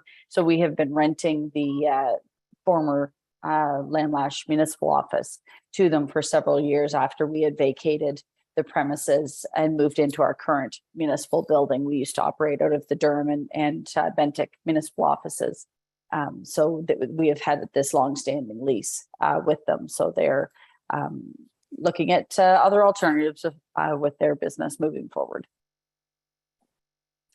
Thank you, Councillor Hamilton. Anything further? All right, at this time, Clerk Sharbeck to the recommendation, please. Through you, Mayor, the recommendation is that Council receives all correspondence items not otherwise dealt with. Is there a mover for this motion? Deputy Mayor, is there a seconder for this motion? Councillor Townsend, questions on the motion? All those in favor indicate with a raised hand. 7 members of council voted in favor. The motion is carried. Item 11, staff reports. 11.1, Interim Director of Infrastructure and Public Works. 11.1.1, Landfill and Transfer Station Operations. Clerk Sharbeck to the recommendation, please. Through you, Mayor, the recommendation is that the report, Landfill and Transfer Station Operations, be received for information. Is there a mover for this motion? Councillor Townsend, and a seconder, Councillor Shea. Are there questions of clarity with regard to the report, beginning with Councillor Townsend? Thank you, Madam Mayor. First and foremost, at the beginning of the executive summary, it talks about the Normanby landfill operating as a transfer station is unachievable, but I don't see it actually addressed in the body. So I'm not quite sure whether that means that it won't be open as a transfer station going forward, or what is going to happen to it. So my first question is, can someone please explain what the go forward position is for that current transfer station? Director Glazer, please. Through you, Madam Mayor. Councillor Townsend, thank you for the question. And it has been a challenge to operate the Newstead transfer station, or sorry, rather Normanby transfer station. We have unsuccessfully tried to get staff, hire staff through, and actually I even pulled my own staff within Public Works, and also advertised outside of in the public through paper through the post and also online with no success. Just so council understands, the Normanby transfer station has been operating in the red for many, many years. And my thinking is that we have two landfills, Durham and Bennett, that are very actively used, and that we fully utilize the resources of both those landfills only because they are much busier. And secondly, to be safe with the operation of the Normanby landfill, it should require two people because it is a cash only availability to pay for getting rid of refuse. And the unsafe part of it is that it's half a kilometer off the road. It's unseen. And I'm looking at just the safety aspect of the employee working by themselves at the landfill as a risk.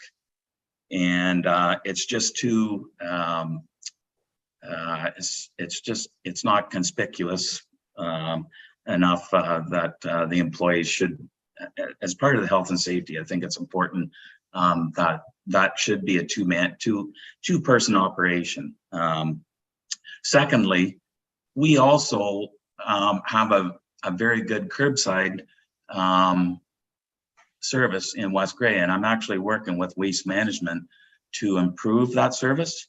I will be coming back to council in a very near future with a proposal that will highlight and improve service to the West Grey residents. So again, it is the availability for garbage and recycling is still curbside, and that's the only thing that can be dropped off at that facility. So that's the reason why I think Normanby should be looked at as being considered closed. We just can't seem to get staff interested in working there, let alone having two. Further, Councillor Townsend? Yes, I have another question, if you don't mind, please.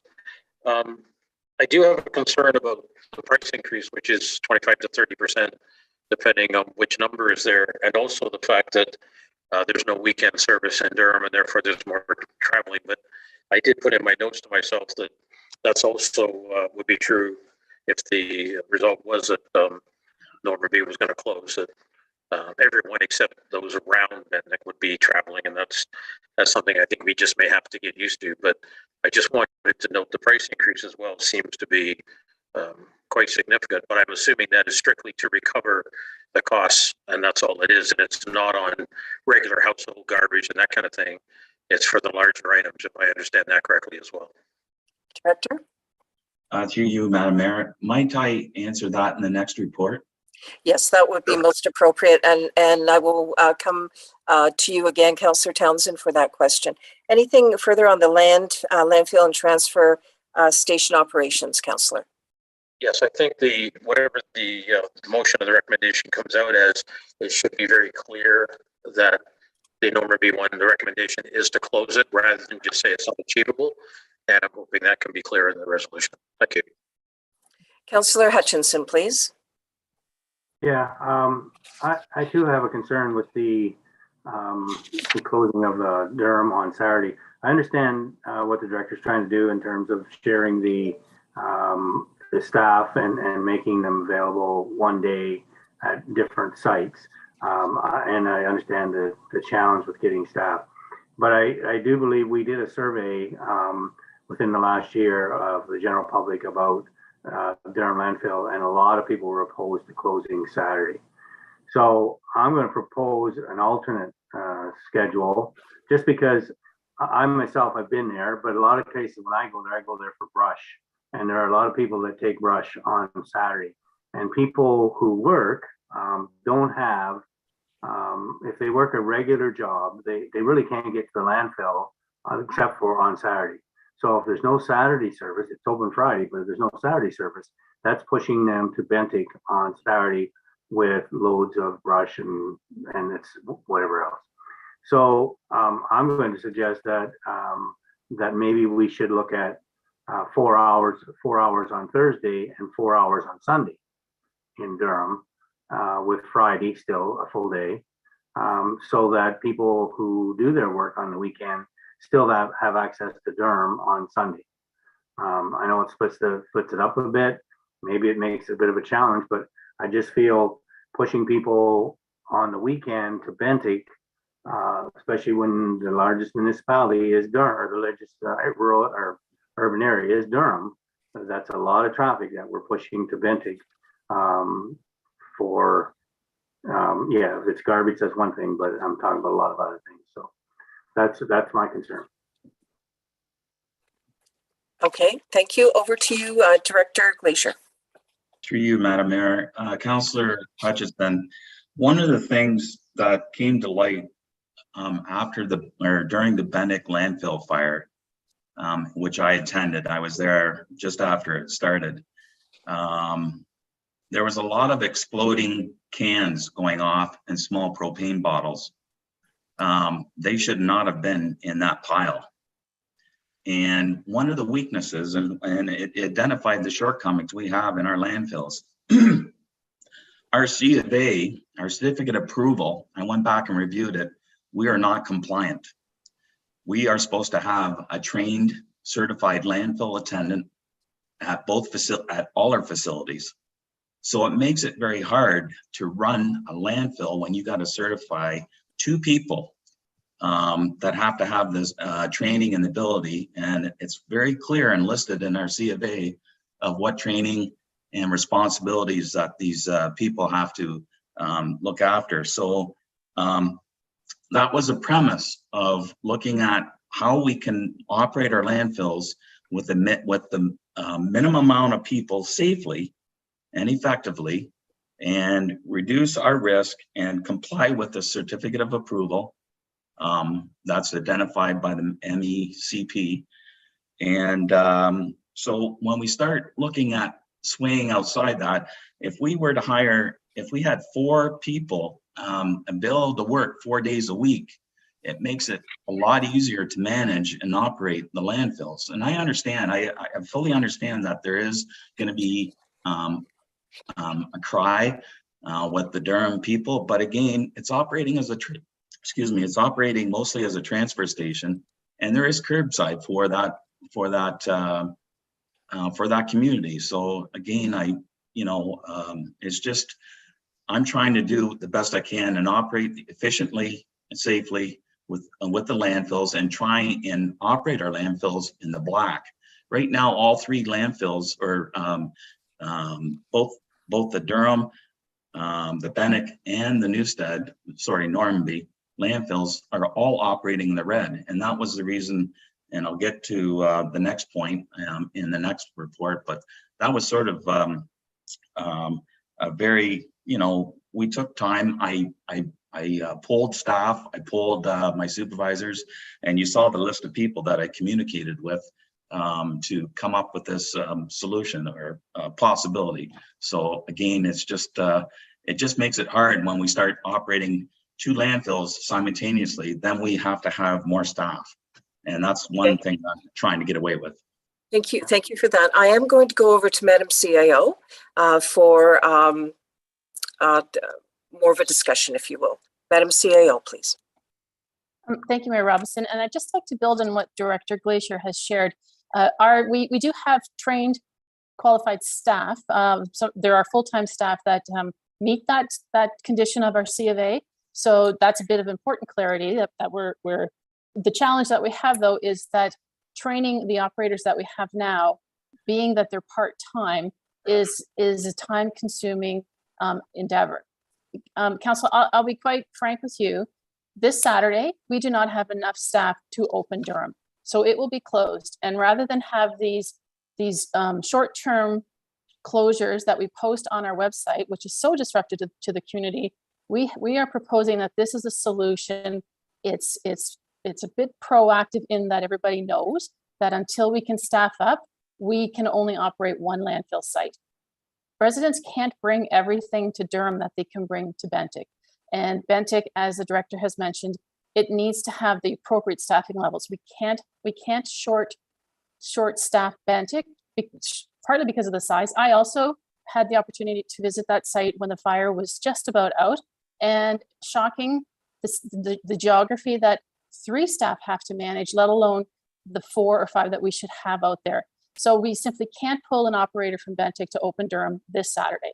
So rather than have these pop-up boxes on our website almost every weekend until staffing gets sorted out, we're proposing that this is the solution. Otherwise, we have employment standards concerns. We have staff that are getting burned out. We simply can't put full-time staff on a landfill shift on a Saturday, in addition to all of the other responsibilities they have during the week.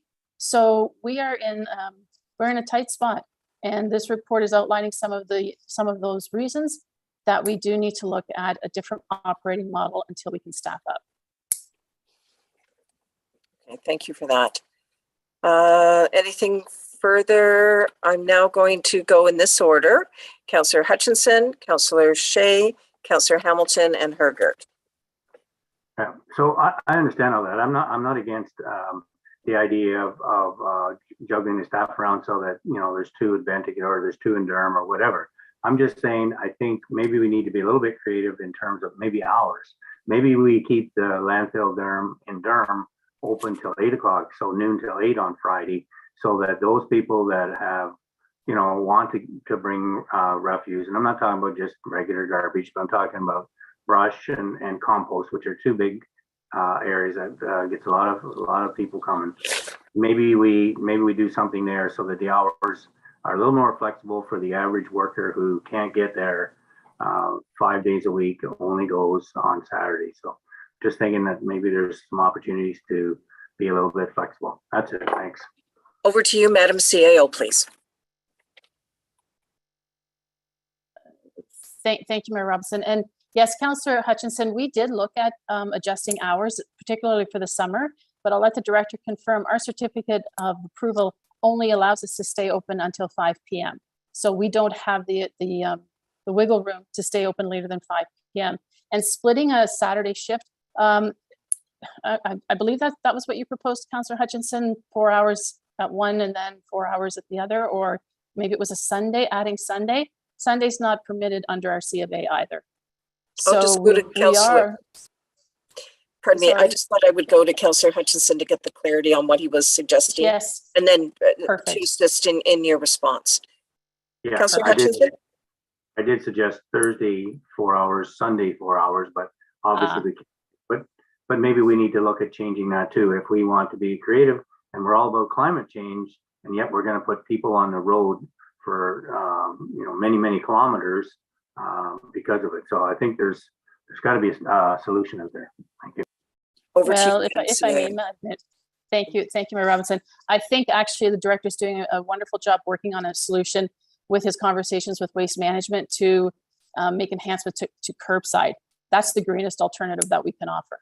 And that's going to be a longer conversation, but it will be coming to council shortly. Oh, we look forward to that. That's for sure. Okay, Councillor Shea. Thank you, Your Worship.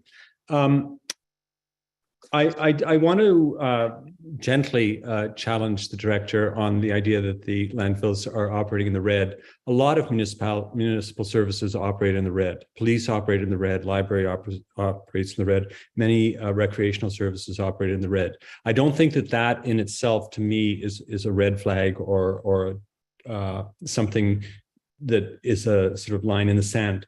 However, I do think that you and your staff, Director, are the experts on this. And I do think that you are applying creative thinking to this problem and coming up with the best solutions. We, Council, have asked you to work with limited resources. And this is the solution that you have been able to give us. In a perfect world, we would be able to throw many more staff at this and be open many more hours. But you're working within the limits that we've created for you. So I applaud you for that and thank you and support this initiative. Thank you. Thank you. Councillor Hergert, please. Oh, no, I'm sorry. Councillor Hamilton and then Councillor Hergert. Thank you, Mayor Robinson. I'd say my questions have been answered in the conversations, and I think I appreciate staff sharing more information with the COA and how that limits some of our options. I too was wondering about Sundays, if we could do a Thursday to Sunday. So I guess my question back to staff would be, is it this is a good solution for now. And I heard our CAO speak of until we can staff up. So I've just got a couple questions. One is this a temporary change while we have staffing challenges? Or is this a more permanent change? That this is our new level of service? That's my one question. Thank you. Okay. Okay. Madam CAO, did you want to respond to that? I'm happy to let the director, he's working on a bigger vision plan. So if you don't mind, I defer to him. Thank you. Director Glazer, please. Thank you, Madam Mayor. Councillor Hamilton, thanks for the question. And again, it was about trying to be efficient, doing what operationally, what we can do efficiently, but still meeting our C of A. So that was the goal. And also, you know, employment standards come into effect, and we were a little lack on employment standards. And this, by moving towards this operation that I'm proposing, is going to help with that issue that we have to address. So, and again, it's fluid. I'm not saying this is going to be the answer, or you know, we try it and see how it runs, and we make adjustments in the future if we have to. So it's not written in stone.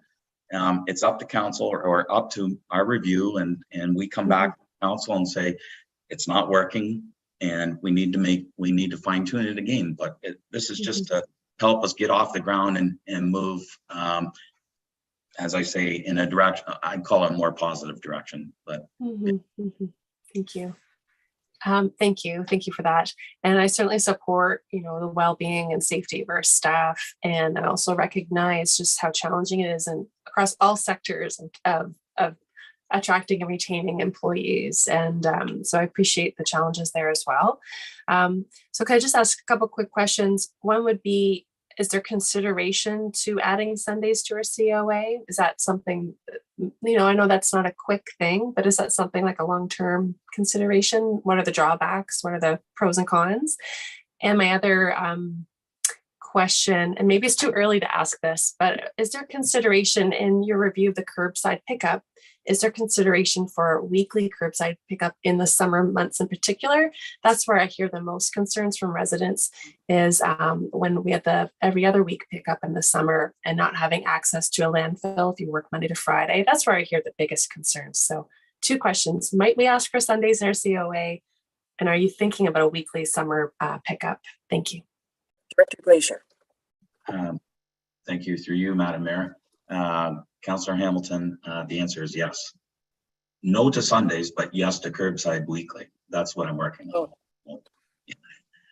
I have to keep Sunday away because of the fact that a lot of people attend religious services, and I don't want to take that away from them as a possibility. So again, that's just my thoughts on that, and I'd like to keep it respectful and have the people that work have at least one day in the weekend that they're able to have time away with their families. That's my opinion. So thank you. Over to you, Madam CIO. I see your hand up. Yes, thank you. And just to build on what the director has shared, I know he has been in conversations with the ministry about extending hours, to Councillor Hutchinson's point, you know, for the summer at least, you know, if a Friday, you know, even if it's, you know, 1 till 7, something like that. So that's conversations that have started. But as you said, Councillor Hamilton, it's a bit of a slower, you know, we probably would be more successful modifying our curbside and providing enhanced services that way. Okay, thank you, CAO.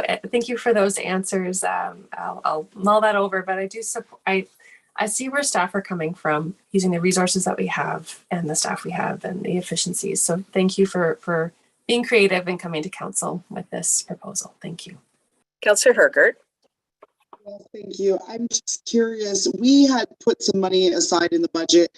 There was a discussion around in-ground containers for having a transfer station. And so that was discussed as a possible at the budget time this year, when we weren't looking at improving Ayton to be an open standard all the time. Just curious where we are with that. the inquiry.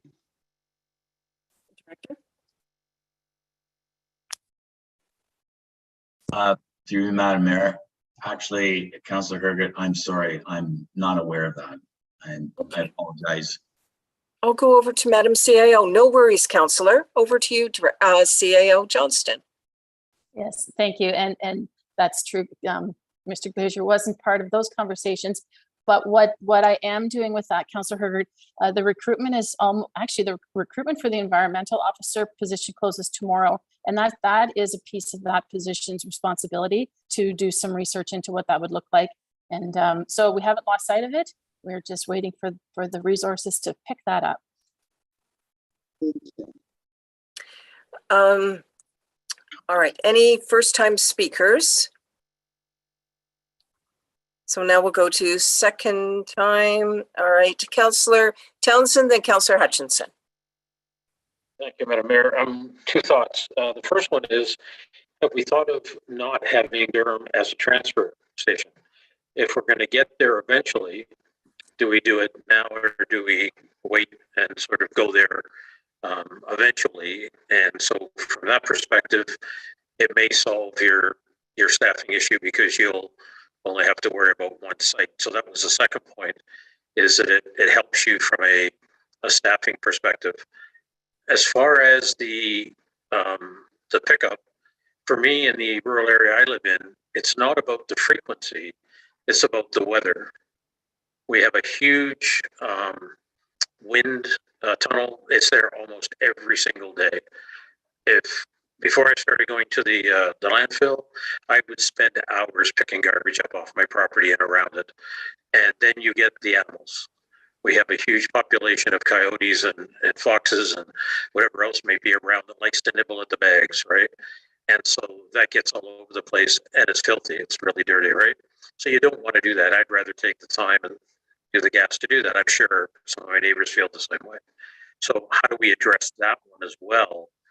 You know, if we're not going to have it available, you know, more frequently, we are going to have it more frequent, but it doesn't solve the problem. So I'll throw those 2 points at you. Director Glazier. Oh, Director, your unmute button, please. Sorry, through you, Madam Mayor.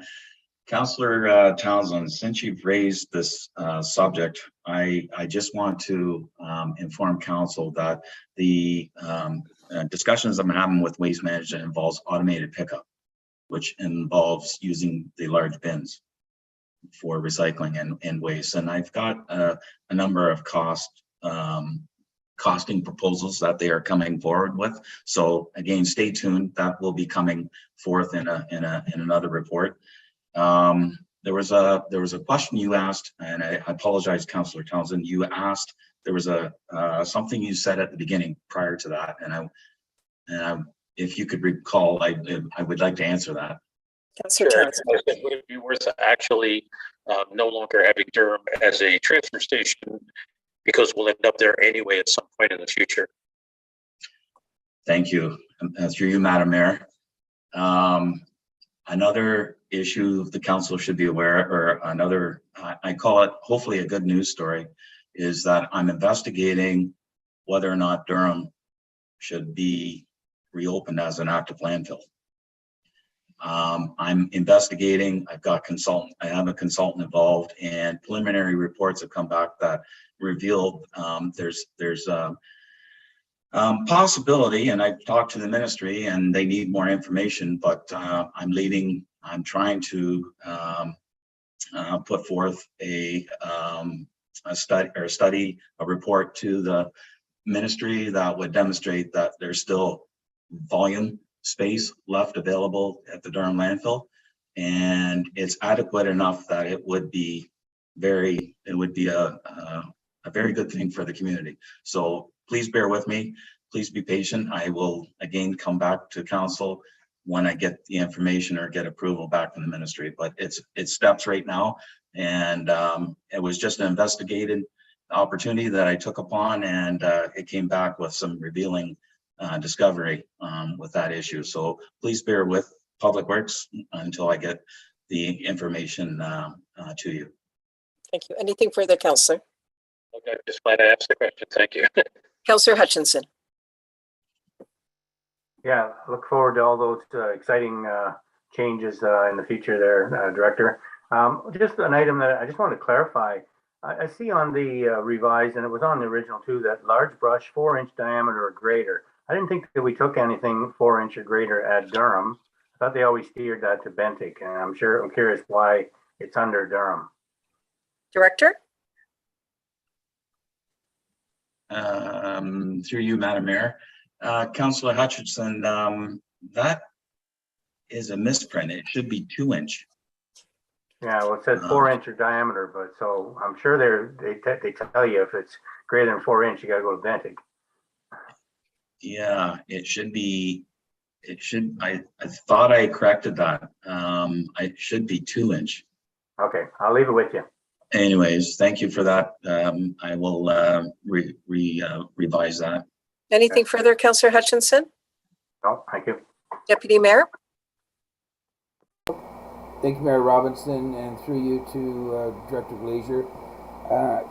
I guess the only thing, while you're talking about service, I've had several people tell me that it seems waste management's been coming through at 6:45, and if not 6:30, 6:45 in the morning before the garbage is even out, and a lot of people are missing that. So I just wanted to bring that to your attention. You're talking, you're suggesting you're having a conversation with them, but we don't want the refuge out at night because of the animals, and I believe it's right in our bylaw. We got to put it out in the morning, but 7 o'clock nobody can get it out, and then that's putting the pressure on the Saturday, the landfill thing. So as many people are trying to use it, if they miss it, it's not going over well, and it's just something. Well, when you are talking to them, maybe we can come up with a better start time. Thank you. Director? Through you, Madam Mayor. Thank you, Deputy Mayor Hutchinson. I was unaware of that. I always hear of late. I never hear of early. So I will investigate that and talk to Waste Management. Thank you. Okay, anything further on this item? Clerk Sharp, back because we've had such a big discussion. I wonder if you could just read back the motion and then I'll call the vote.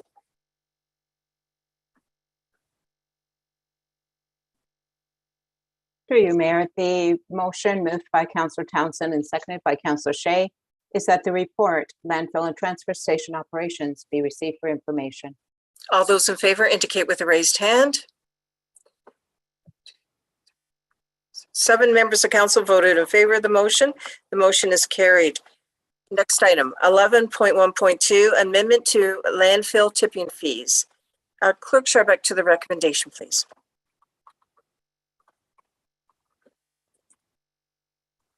Through Mayor, the recommendation is that council receives the report, amendment to landfill tipping fees, and that council directs staff to include adjusted fees in the fees and charges bylaw for future council meeting. Is there a mover for this motion?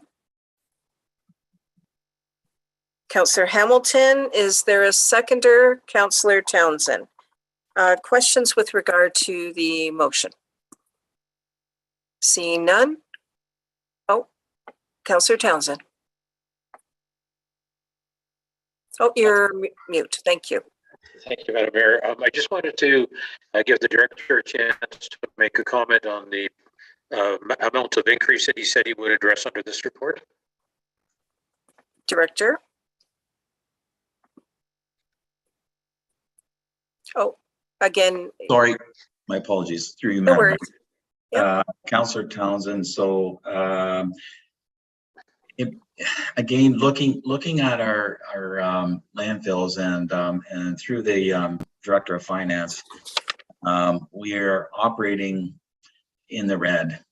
I did take a look at adjacent in my report. I think I included Hanover and Great Highlands. Their fee structure is significantly higher than West Gray's. I also found out through some of the staff that we have out of West Gray people coming into our landfills because our tipping fees are lighter. And, this is another effort to discourage that activity.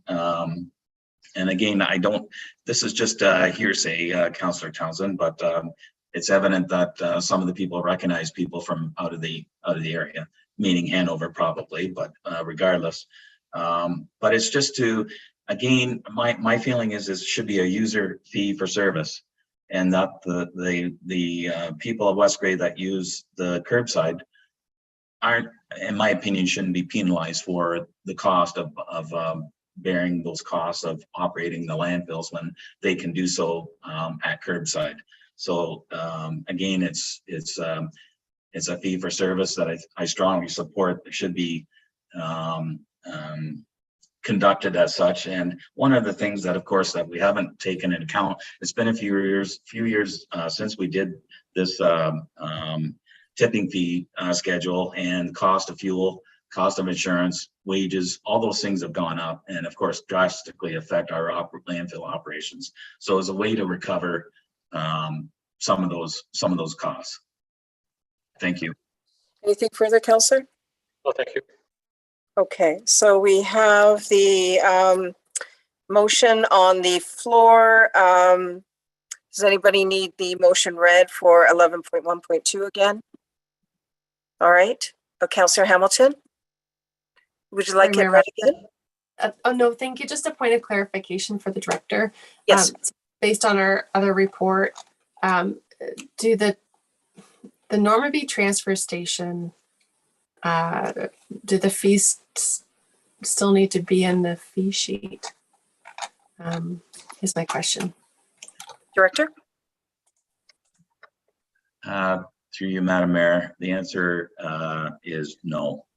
So they should be struck from the fee schedule. Thank you. Okay, Clerk Sherbeck. Thank you. Through you, Mayor. This is just a draft schedule. Yeah.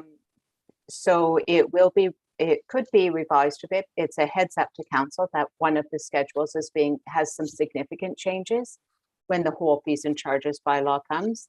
But if you remove fees, then that would imply a permanent decision for closure as well. So there's lots of time to sort out those details, but it will come back to you again with the proposed bylaw.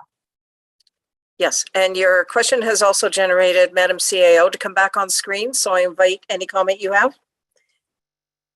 Thank you, Mayor Robinson. Just to echo the clerk's comment, I would recommend we keep Normanby on the schedule because the decision hasn't been made yet to close it.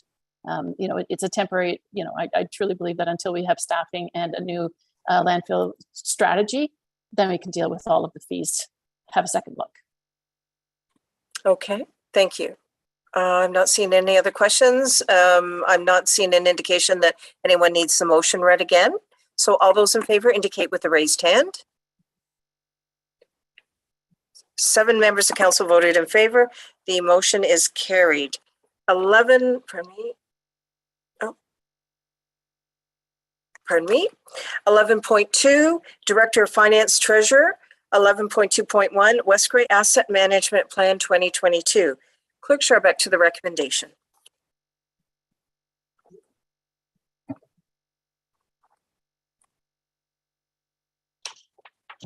you, Mayor Robinson. The recommendation is that council approves the West Grey Asset Management Plan dated June 21st, 2022. Is there a mover for this motion? I'm looking for raised hands. Deputy Mayor and a seconder, Councillor Hergert. Questions with regard to the motion at hand and the item, Councillor Hutchinson. Maybe I'm missing something, but was this asset management plan dated June 21st, 2022 attached? Or are we supposed to have it? Or do we have it and I don't know where it is? Clerk Sherbeck.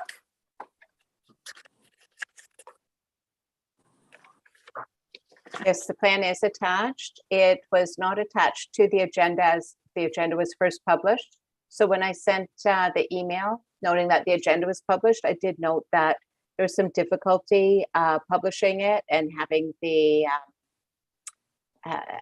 correct format show properly in the published version. So it was published a couple of days later, but we did publish it last week, and it is on the website. Yes. Okay, I do vaguely remember that email, but I don't have a copy of it in front of me, so I think I'll refrain from voting. Thank you. until I read it. Councillor Townsend. Thank you, Madam Mayor. I do have a couple of comments on the plan itself that I'd just like to share for consideration. The first one is it puts things in like the factors of influence and the things you need to realize can change, can impact the actual plan itself, or the activities that you do, how you do it, how an asset gets handled. But one of the ones I noticed was missing was the fact that we need to coordinate work with co-owned or shared assets. So, for example, if you've got a road, I think aside Road 25 and the surprise we had that, Chatsworth wanted to do it, we weren't ready to have any Grey Highlands. And so I thought that item should be under factors of influence. Where was the other one? Oh, and the other one was legislative changes. Sometimes you've got a plan, you've got something going on, and there's a change in the legislation that requires you to respond differently. I know that's covered elsewhere, and I can't remember if the shared ownership was, but definitely it's a factor.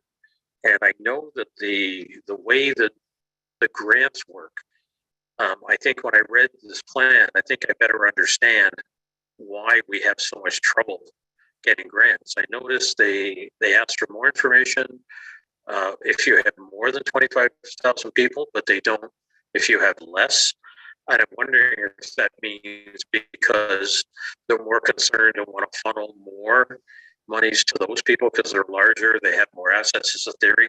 But we have exactly the opposite. We have less people and more assets, which was the other thing I was surprised at to read that we have 150 bridges and culverts, if those numbers are correct. It's 63 and 87. And I always thought that was like 106, 107. So I'd like some clarification on that. I don't need to understand the magnitude, but the other ones I think are important to make sure that it's clear. Those things are important. If we don't get the funding, if we have shared assets and we're not working with them, and I'd like to include the province in that as a shared asset.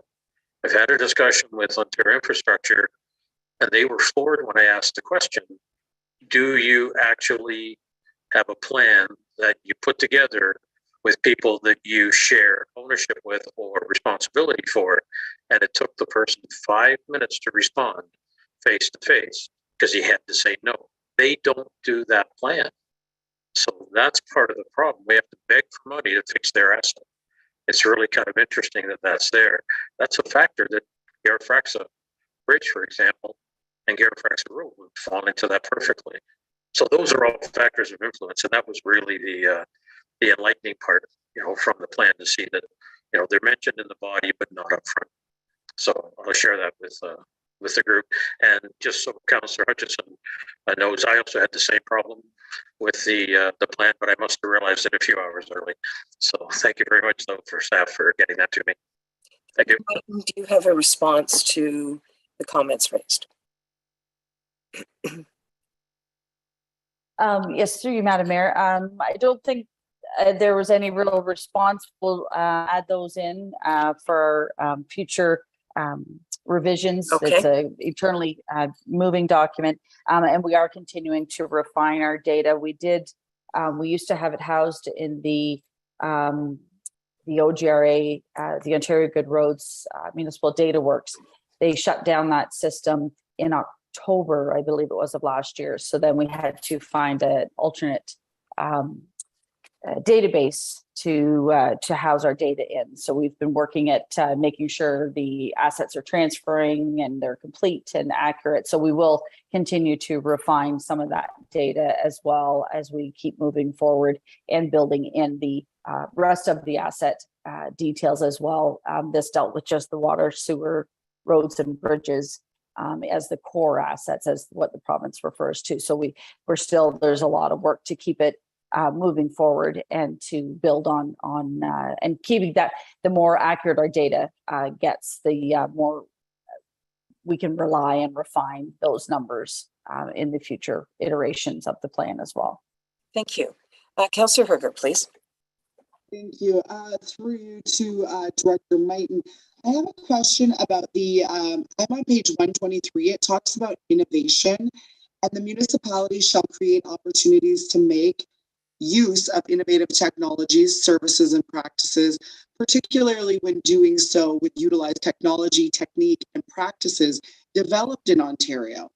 So I guess my question is, we as a municipality are not necessarily able to have a preference of a supplier locally. Is that true in the past? Like we would have to open up to businesses for procurement that we would allow anybody in Ontario, anybody in Canada. And this innovation section really looks like there is some nod to local developed Ontario ideas, Ontario-based solutions. Are you looking for a comment from the director, or is that just a statement, Councillor?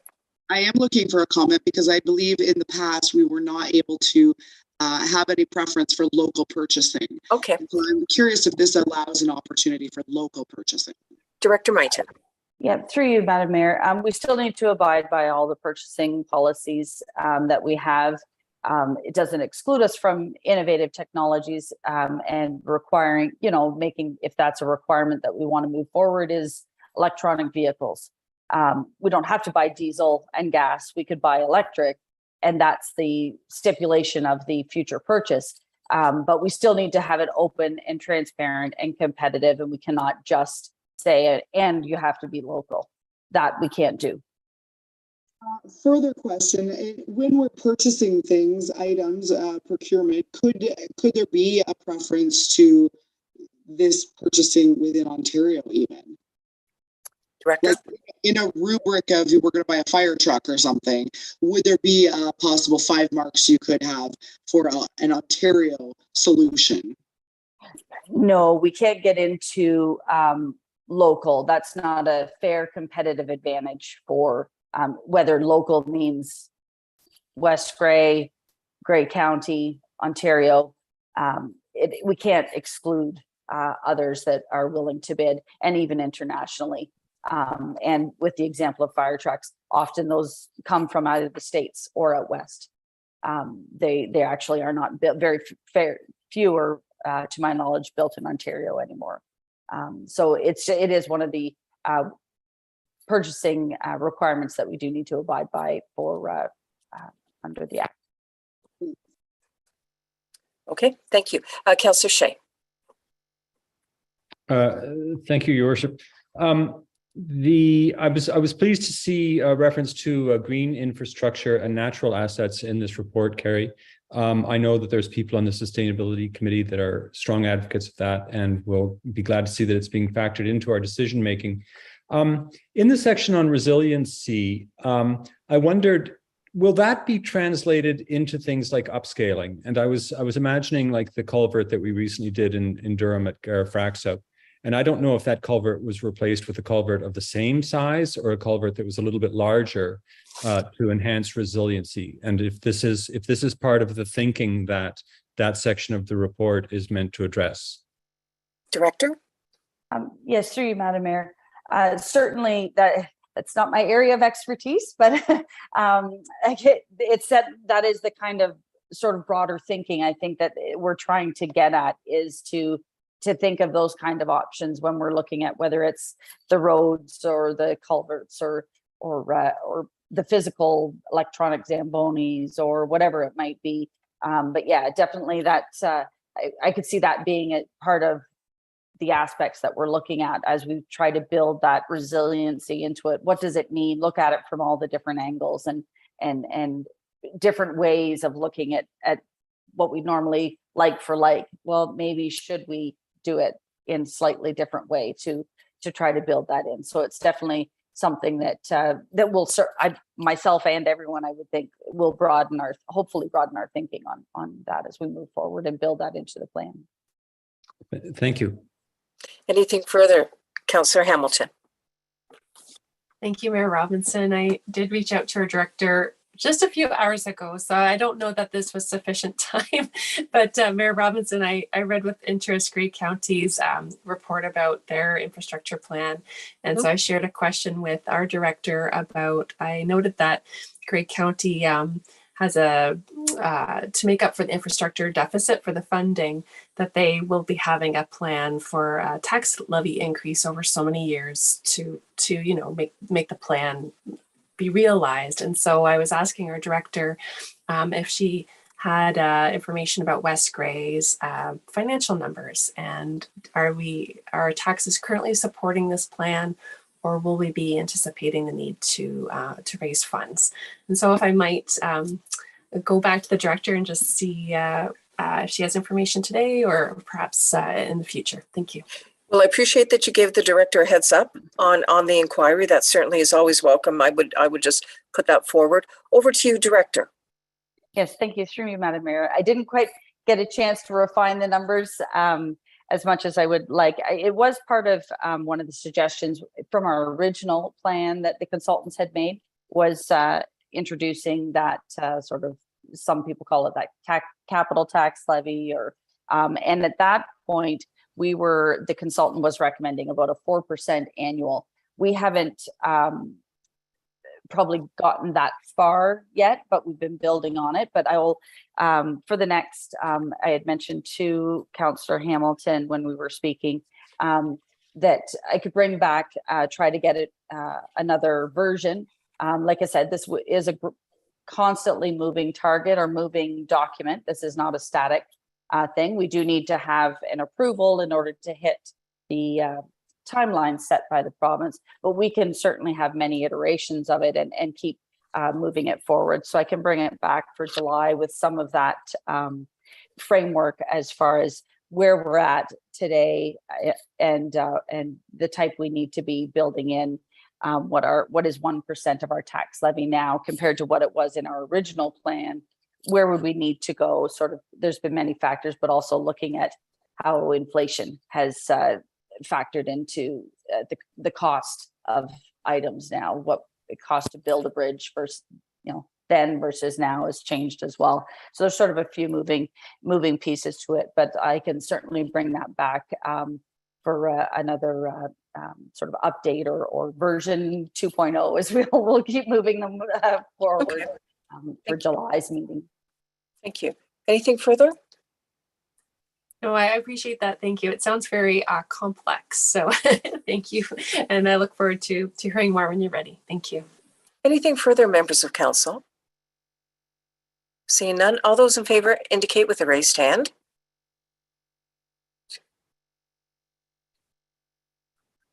I'm just wondering, Councillor Hutchinson, I'm calling the vote on this motion. All those in favor indicate with a raised hand. I do not have the plan, so I'm not voting. Thank you. That's fine. I just wanted to make sure for clarity purposes. So again, as a raised hand, in favor. 6 members of council voted in favor. The motion is carried. Just wanted to seek that clarity for sure. We will be going for a break, I would suggest, but let's deal with item 12 first. Questions. In accordance with the West Grey procedural bylaw, members may request clarification or updates on previous agenda items. Is there anything at this time? Councillor Townsend. Thank you, Madam Mayor. I do have a couple of items. The first one is that the declaration of the emergency has ended. So I know at one point there was a commitment to deliver the meeting minutes to council. I just wondered when that was going to happen. Madam CIO.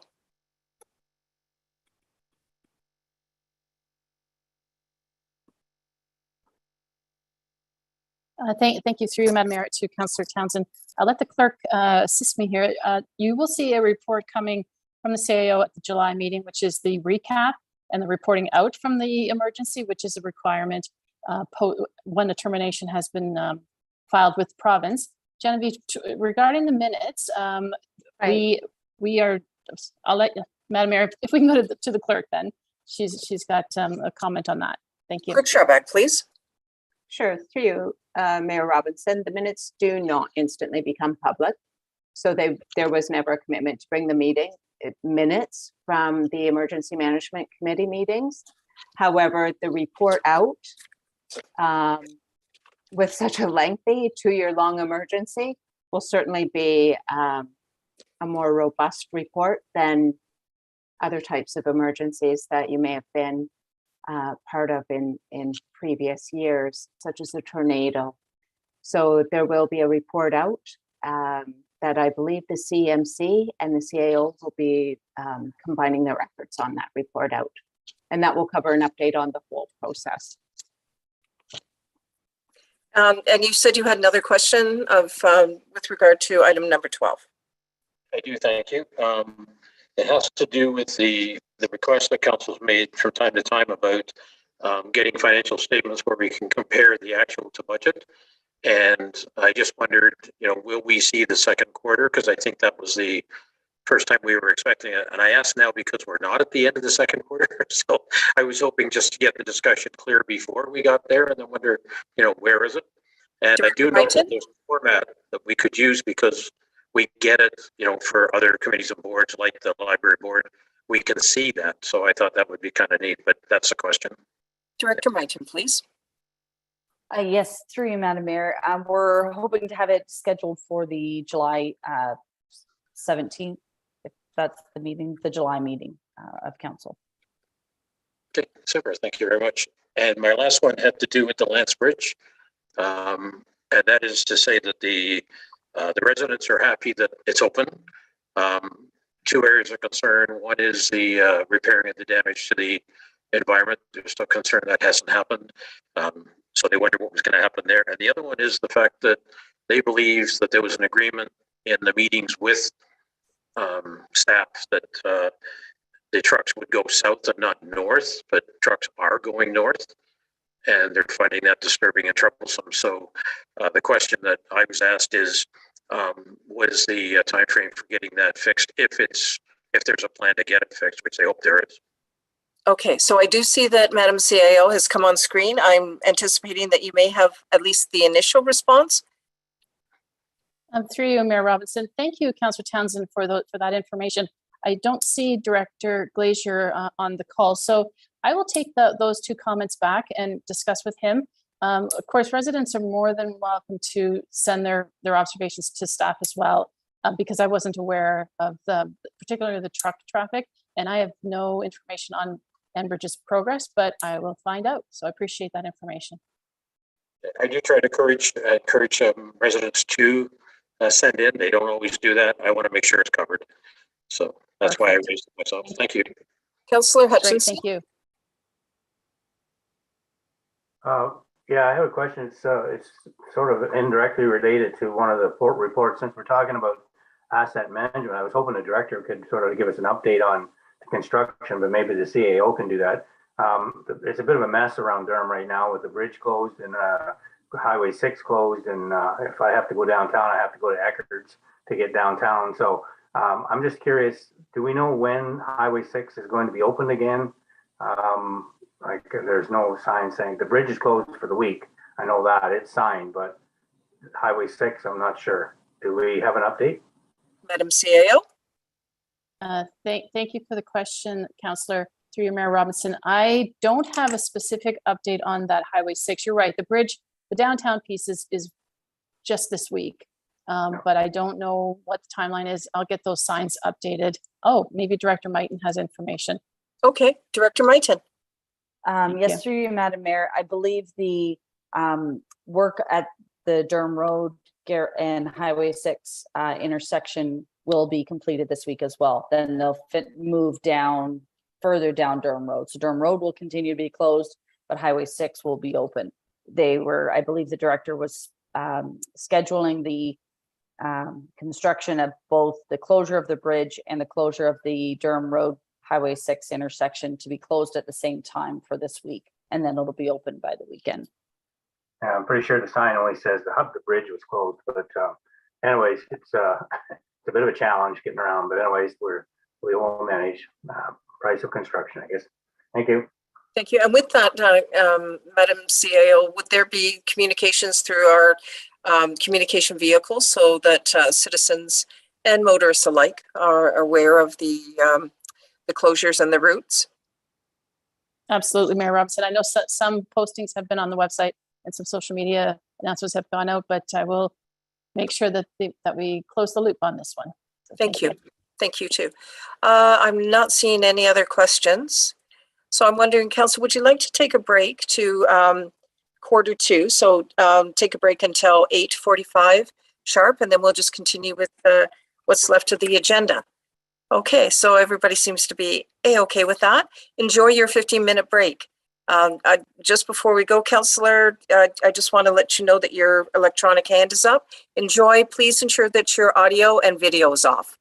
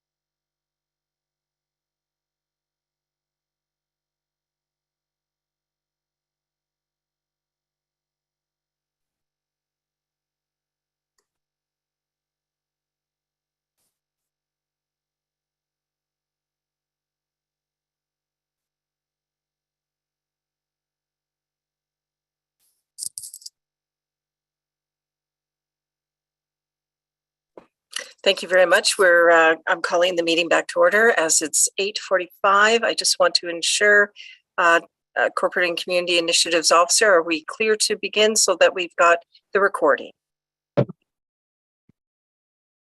Yes, we are good to go. Wonderful. All right. So now we are on the bylaws. Item 13, bylaws. 13.1, bylaw 62-2022, zoning amendment. Clerk Scharbeck to the recommendation, please.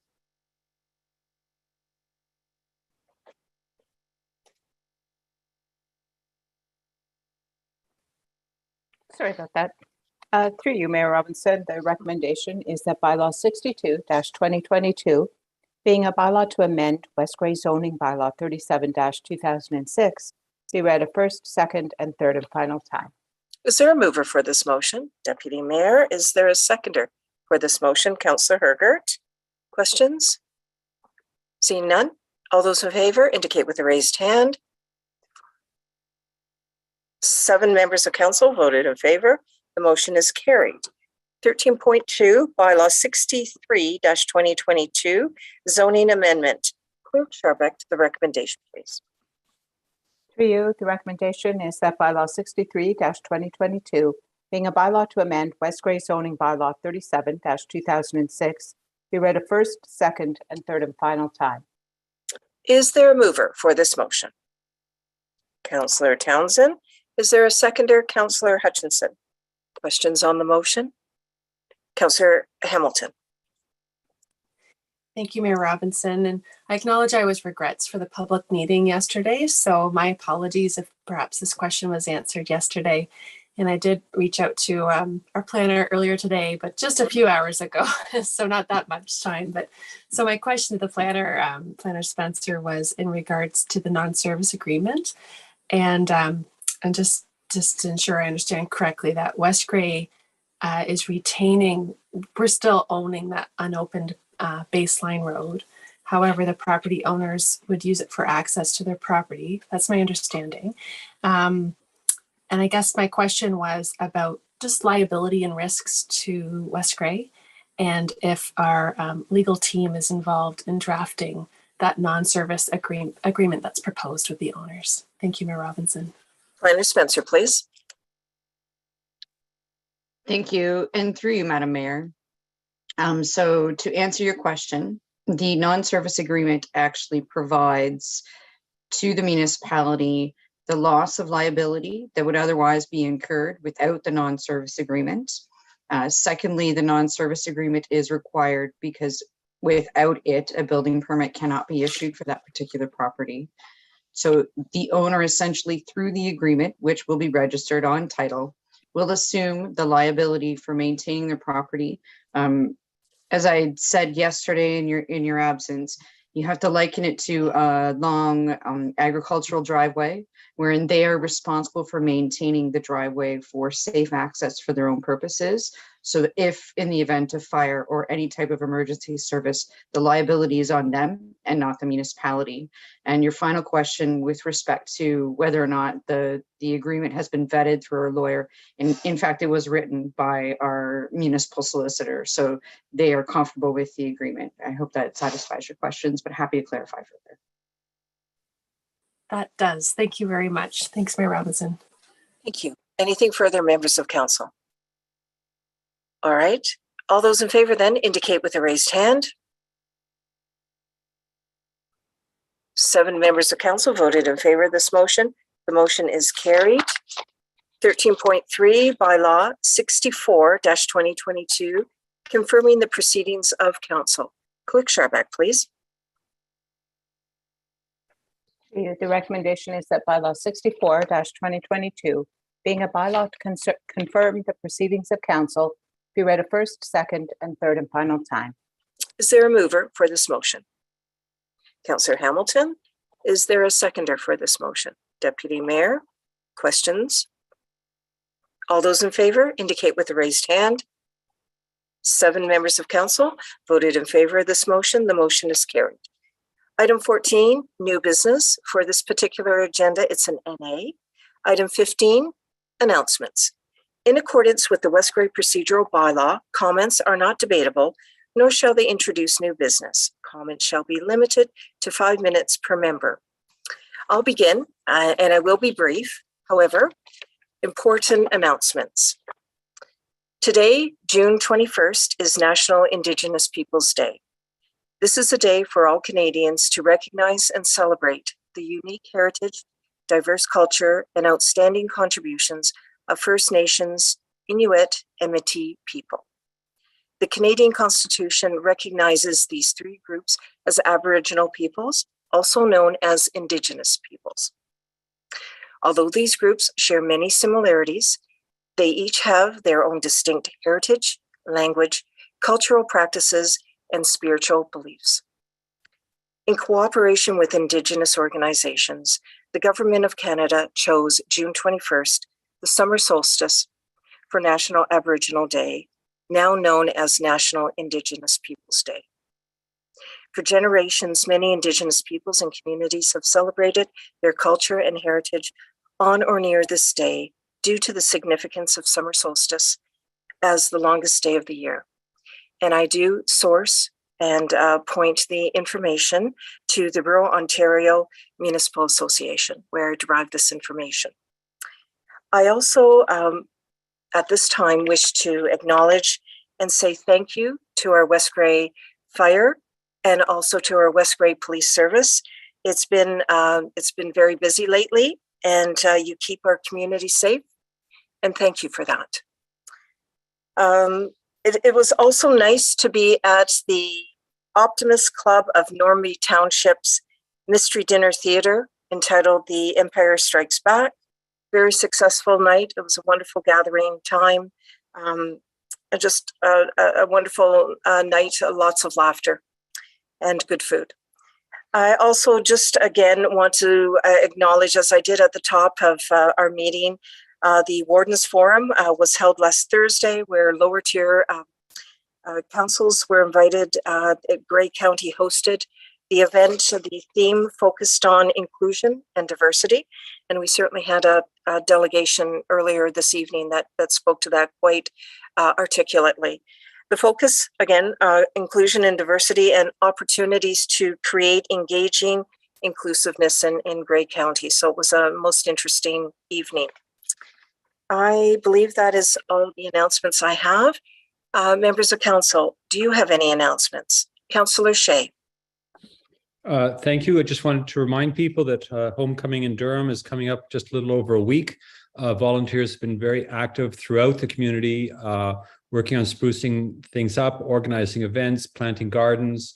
And I'm just so pleased to see people coming out and being active in their community and being proactive to try to make the experience as good as possible for all the people who are returning for a visit and for the people who live here year round. So looking forward to all of those events.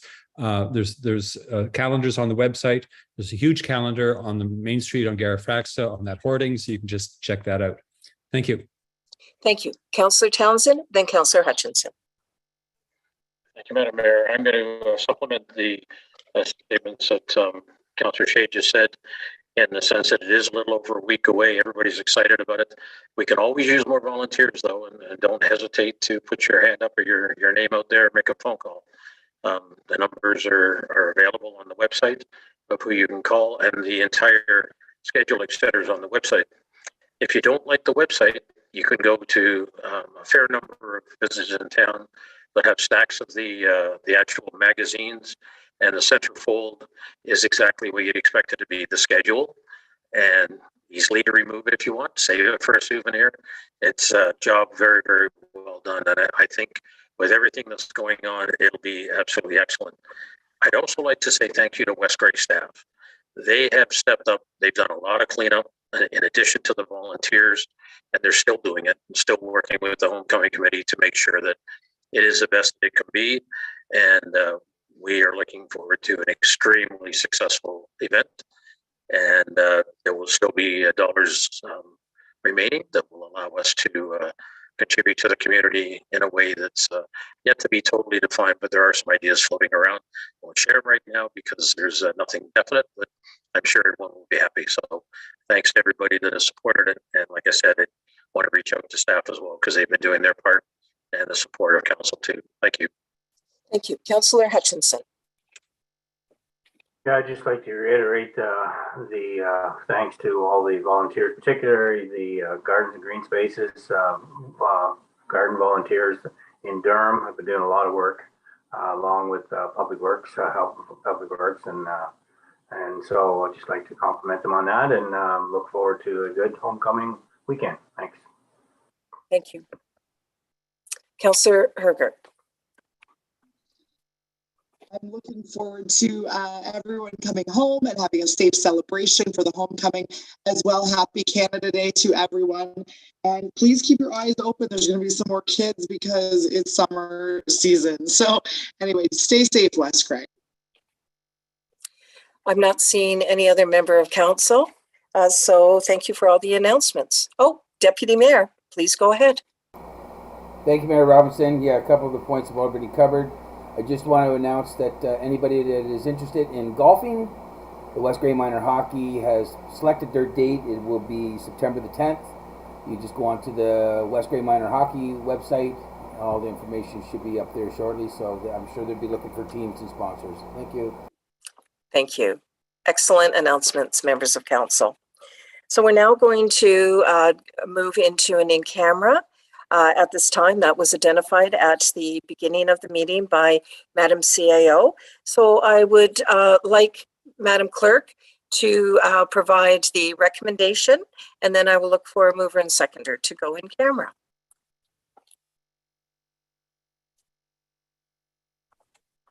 To you, Mayor Robinson, the recommendation is that the Council of the Municipality of West Grey does now go into a closed session at 8:57 p.m.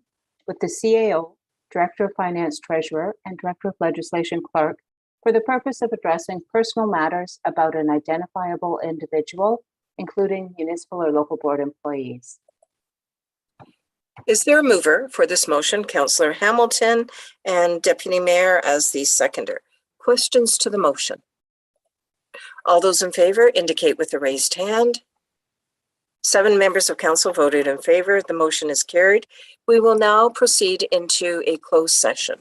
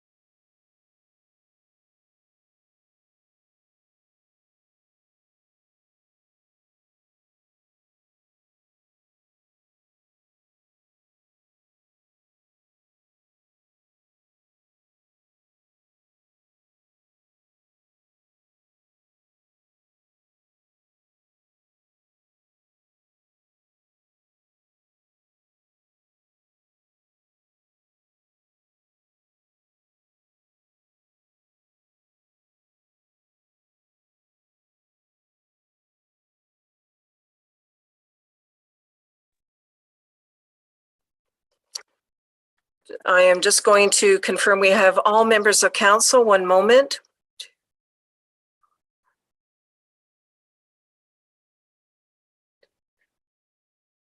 We have all members of council present, and we have Madam Clerk and Madam CIO and Director Mighton.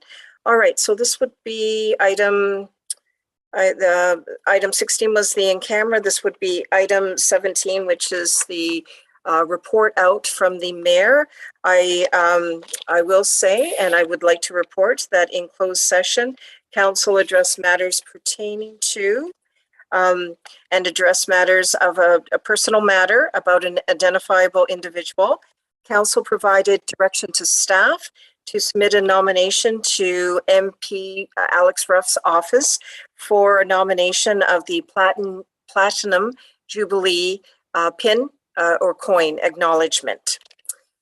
That is item 16, 17. Item 18 now is adjournment. And I would ask Clerk Scharbeck to read the motion at hand.